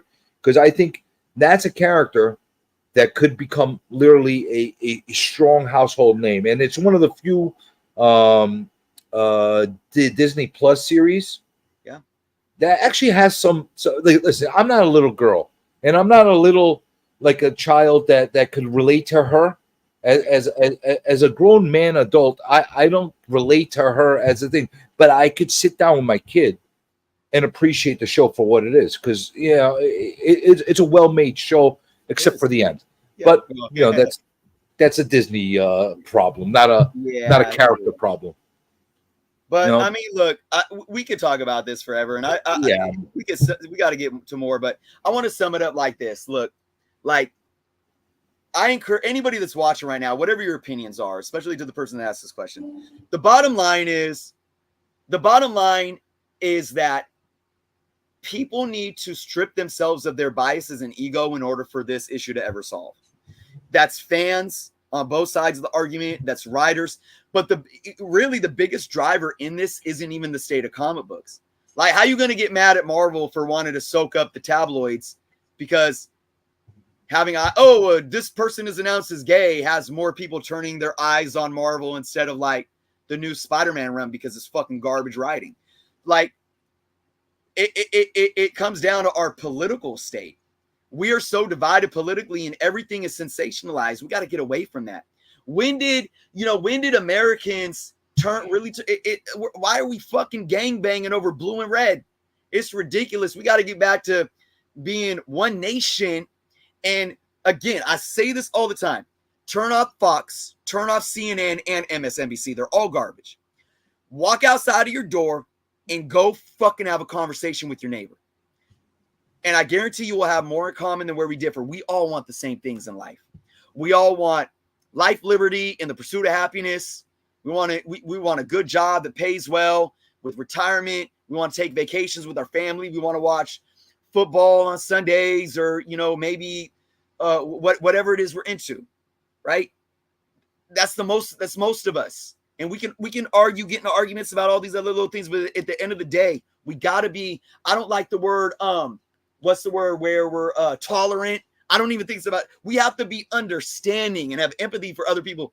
We got to do that with the comic book shit too, because I think the bottom line, again, at the end of the day, we want good stories, good character arcs, but the people screaming the woke shit, you guys got to chill it the fuck out and realize that there's going to be more black people, there's going to be more women, there's going to be more minorities, there's going to be more LGBT. Okay, that's reality. There's going to be more of that, but let's just hope that if those things come, that we cannot get mad at that, but we can get mad at the intent behind it. Is there still good stories? And read the stories beforehand. And then we do got to look at all these creators, no matter if they're liberal or conservative or whoever they vote for. Like, stop getting on Twitter and acting like a troll yourself. Like, don't we all bring in personal, like as a writer, as a creator, we're going to take in our own personal ideologies to a certain extent. But you got to understand, you're not writing these for yourself. You're writing these for a plethora of different people, and you got to make it relatable. You got to challenge your reader, make your reader uncomfortable once in a while. But yeah, don't sit there and think that you're being a good Samaritan needing to tend to this group because they've been marginalized. If you want to tend to a group that's been marginalized so bad, like I said, don't just put up BLM in your window or, throw a black character in your comic book. Go to the motherfucking hood and donate to the school boards, or, figure out how you can get involved in the community to be more relevant. And that's all I need to say about it. I think there needs to be more understanding and more conversations on each side so we can get to this middle ground and get back to what we all care about. And that's comic books that are literally for everyone that we can all relate to. And the bottom line is, it's okay to agree to disagree. Just leave it at that. Like, you know what I'm saying? Yep. You don't got to agree on everything. You don't have to tell everybody, hey, you're wrong because I'm right. All right. That's what you agree. That, listen, whether you believe in that or not, that's fine. Whether I believe in whatever I do, that's fine too. Do your thing, do my thing. And that's the best way you could keep moving forward. But it's in the spirit of moving forward, let's combine the next two questions into one and just try to get through some of these last questions, because I know you've been giving me some of your time, and I don't know if you're starving or not. It's on the West Coast over there. It's probably dinner time for you right now, and you probably get the Journo munchies. I don't know, like, what's going on with you. So I'm going to try to get you off for you as well. So the next question is, we're going to combine between the two uncensored nerd questions. Let's past that. Why continue doing content on YouTube if you're not making money? And if people stick around YouTube, who is really the target audience on YouTube? And connecting to that, I mean, can you still have fun and make money? Right. So, one, if there was no carrot to grab from YouTube, there's no money to be made, would you continue making that money? And is there a way to be able to put your fun and making content all in one? Well, remember, for 4 years, I just did this for fun. For 4 years, half of the time I've been on YouTube, I had no intent to do anything but just have fun, showing all my comics. I met cool people, and even through COVID, I mean, through Comic Book Canon, it showed that there is a community here to be having. There's so many people that I do hope to meet one day in person. I built friendships. When I was going through the darkest time of my life, it was people from this community that reached out to me that made me know that I wasn't alone. So yeah, absolutely. There are, you can have a channel with just a couple hundred subscribers and enjoy what you're doing because you're impacting just a small amount of people, and maybe you made a few friends out of it.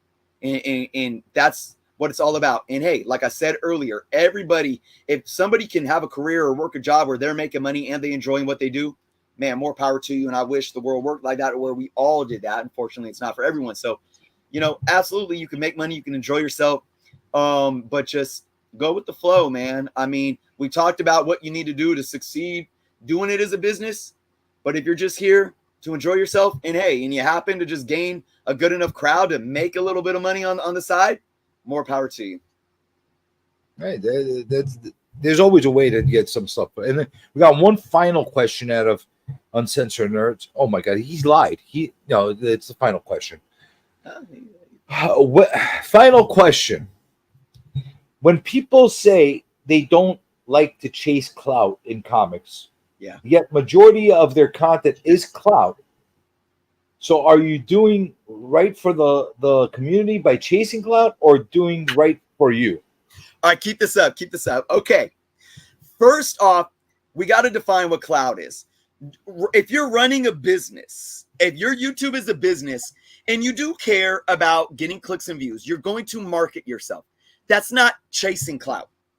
That is not chasing clout, because you don't care necessarily. Obviously, you care about public perception because you're a brand, you're a business, but it's not like, oh, I want to be in the in crowd. You're running a business. Chasing clout means you need validation from someone or some people because you want to be in the in crowd. I got accused of chasing clout because when C2E2 happened, I knew who was going to get attacked. And it was all the big names. And I wasn't standing up for them. All I said was, don't go picking up pitchforks against big names until you have your facts. And what happened? People went and picked the pitchforks up. And then what happened later? We realized that some of those people weren't even there. That's all I was doing. Oh, but I'm clout chasing. But the biggest form of clout chasing in this community, I'm going to tell you what it is. The biggest form of clout chasing is piggybacking off of talking shit about the big YouTubers. That is the biggest, and I bought Comic Tom's mystery box for a few months just to try it out. And like I said, I got nothing but respect for the dude. I wanted to try it out. Hey, I got a couple cool books. It really wasn't for me. I supported them for a minute and then I was done. And I ended up selling some of the books and making more money than I paid. And that's just a fact. I'm not clout chasing. I'm being honest. The biggest form of clout chasing isn't sucking up to big YouTubers. The biggest form of clout chasing is acting like you're about a community by always talking about drama and bringing down big people without any facts, claiming that you have facts, claiming that you don't clout chase, keeping grown men's name in your mouth. How is that not clout chasing? Because you got all your little flying monkeys in your chat talking shit about everyone. Yeah, man, fuck that motherfucker. And you didn't have no subscribers until you started doing this shit. And how am I clout chasing? By saying, I don't care if you unsubscribe for me. I'm going to stay true to me. So I hope that answers the question. So go ahead. I'm going to add my 2 cents on that. Yes. Okay. Because I have to. Because it's me. And it's my show, so I get to. So here's the thing. Anybody that's on YouTube that's making videos consistently, that's looking for at least one like, one view, is clout chasing to a certain extent.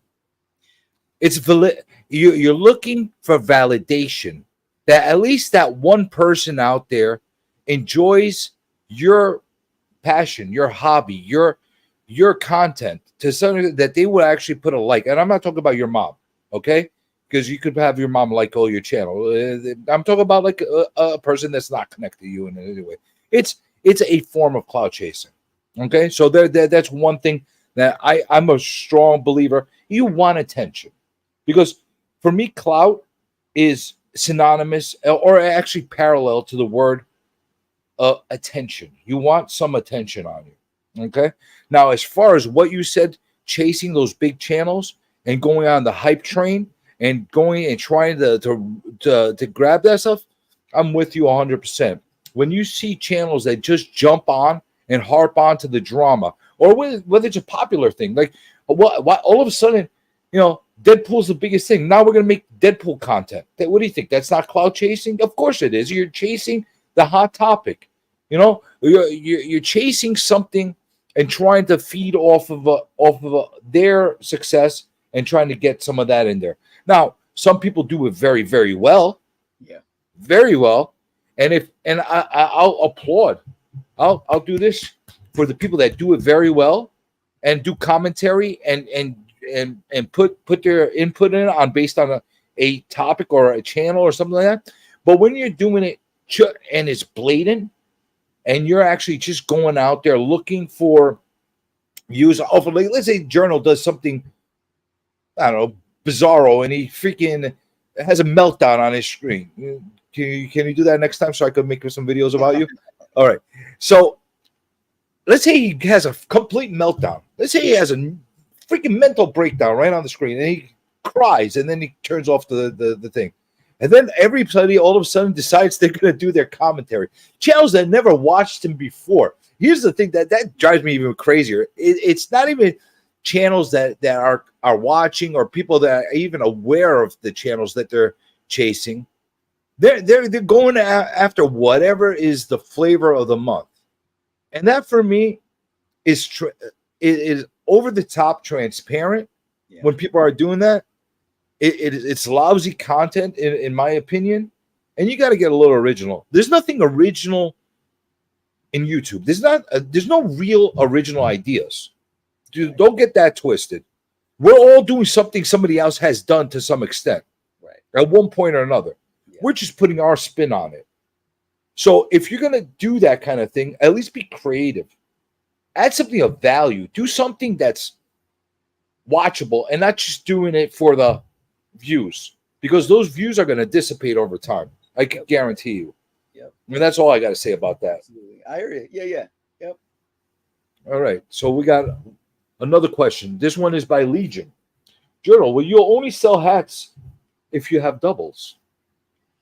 That's funny because I did have 2 hats that I had doubles of at one time, and I gave them both to my kids. So you gave them away?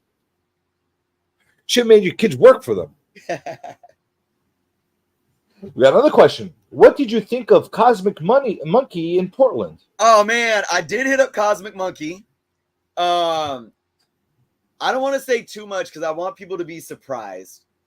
I do want to say I made a purchase from every single shop I went into. I wanted to support everyone.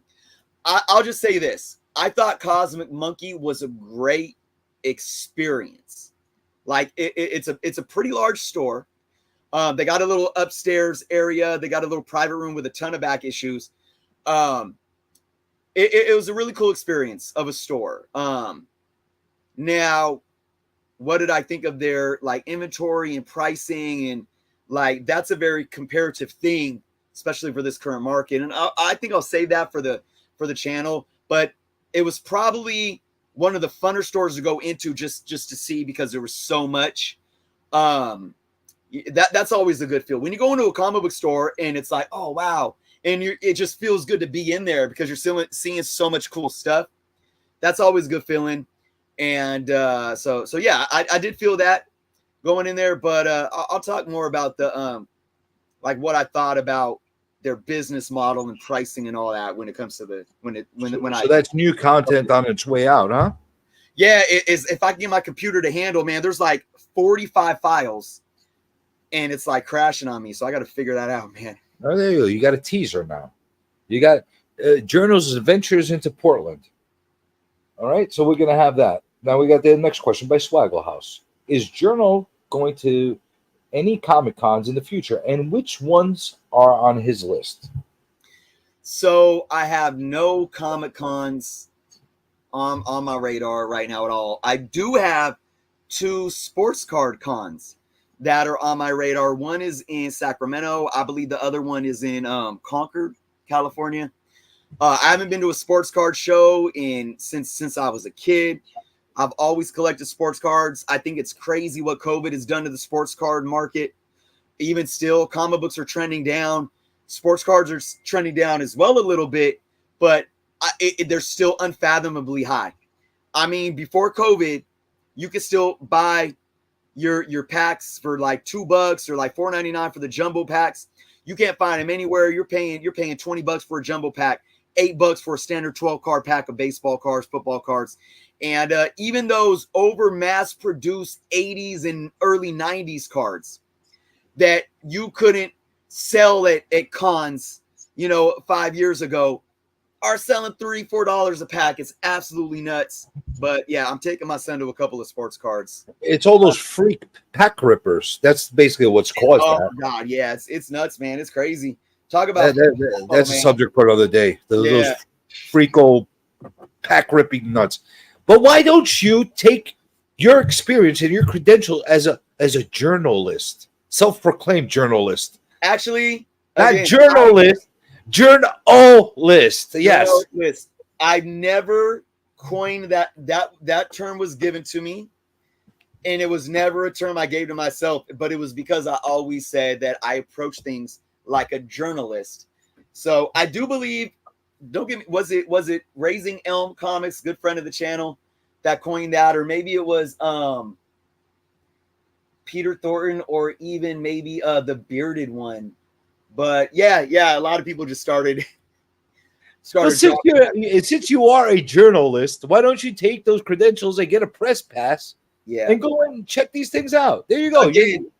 Yeah, you asked me what was one thing that I would have did different. I would have done more of that. And I'm not saying that that's not going to happen. Not too late. Again, I'm still slowly getting back into it all and getting into the swing of things. So, what's the one con you never been to that you need to hit? Wow, it's got to be one. I mean, I will say I'll say two, because one is local. It's the East Bay Comic Con. Like, I can't believe I've never been to that. And I always see so much good stuff every year coming out of East Bay Comic Con. But I think another one I would love to go to is C2E2, just because paired with Chicago, like my family's from Chicago, and I've never been to Chicago, and it's about goddamn time I did. So if I had to take up any Comic Con, it would be cool to hit that one up just because of my love for Chicago. Is it for the con, or do you want to go eat one of those fake lasagna sized pizzas that they make there? They call pizza over there, or one of those Chicago dogs. Well, I might need to try both of those. All right. Last question, unless there's something I missed. Journo, do you like rec rap as much as I do? Quite honestly, like, the character is surprisingly entertaining in an overall very dull environment right now. So I wouldn't say, I'm not going to put any like real enthusiasm into the character, but that's a good character to point out, because like, at least like I'm entertained by the character's personality, But again, I wouldn't say there's any real like, oh my God, I love this character. I think it's kind of sad that there is, at least for me, like, oh well, this is one thing that I can enjoy. I don't know. I'm glad he didn't ask me, because I have no idea who the hell that is. So here's the thing.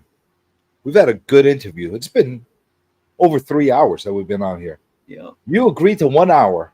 It became 3 hours. Plus. And we said a lot. We could have said a lot more. Yep. But we're not. We're not, because that's what good YouTubers do.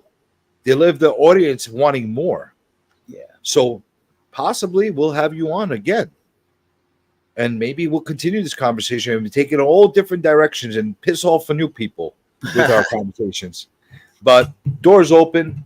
Definitely would want you on again. And while I do have you on, I'm going to put a challenge out to you. Okay. I'm going to put a challenge out to you. And you know what? Well, I'm going to put it out to Swaggle House. that's in there as well. And why not the StickyGoose as well, since you love him so much? I would love to create a roundtable stream because we all have certain specific opinions and thoughts about how current modern day LCSs are run. Yeah. And the business model and why they fail or thrive and everything in between. I would love to have a roundtable. Yes. Maybe of 4 very varying opinions. Right. Just discussing that topic. So Okay. if you're up for it, we need to schedule that sometime. It could be your channel, it could be Swaggles, it could be wherever it is. I love it. Even the gooses. I will say this. I don't know if StickyGoose would be the best for that one because all he's going to do is, put the strap on and, complain. Yeah, there is some value in that, though. We need to see the strap on. Oh my goodness. There's a community need for that strap. And you know what? Hate him or love him. There's some things that he's not wrong about what he says in some of those videos. Hey, and that's the thing. That's the thing where it's like I'm trying to understand this dude. Like I would watch one video and be like, okay, and then the next I'm like, you fucking asshole. Like, and I will say this, and if Sticky's still in here, man, I'll say it. My door is absolutely open for Sticky. The only thing that the only thing that I take personal when it comes to Sticky is that he did block me when I tried to reach out to him. And like, especially for somebody that claims that they want to do tongue in cheek and all that shit, like, you got to be open to having the conversation, So when he blocked me, I felt that wasn't, and then he did actually he accused me of being like a stick-in for EGS. And I had to hit him back with that. And that's the thing where it's like, there is that fine line.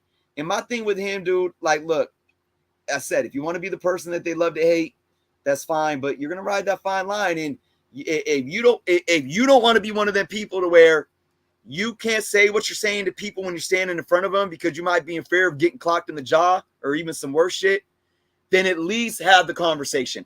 But just to finalize on this too, but like you said, the people on the other end have to have that conversation with him too.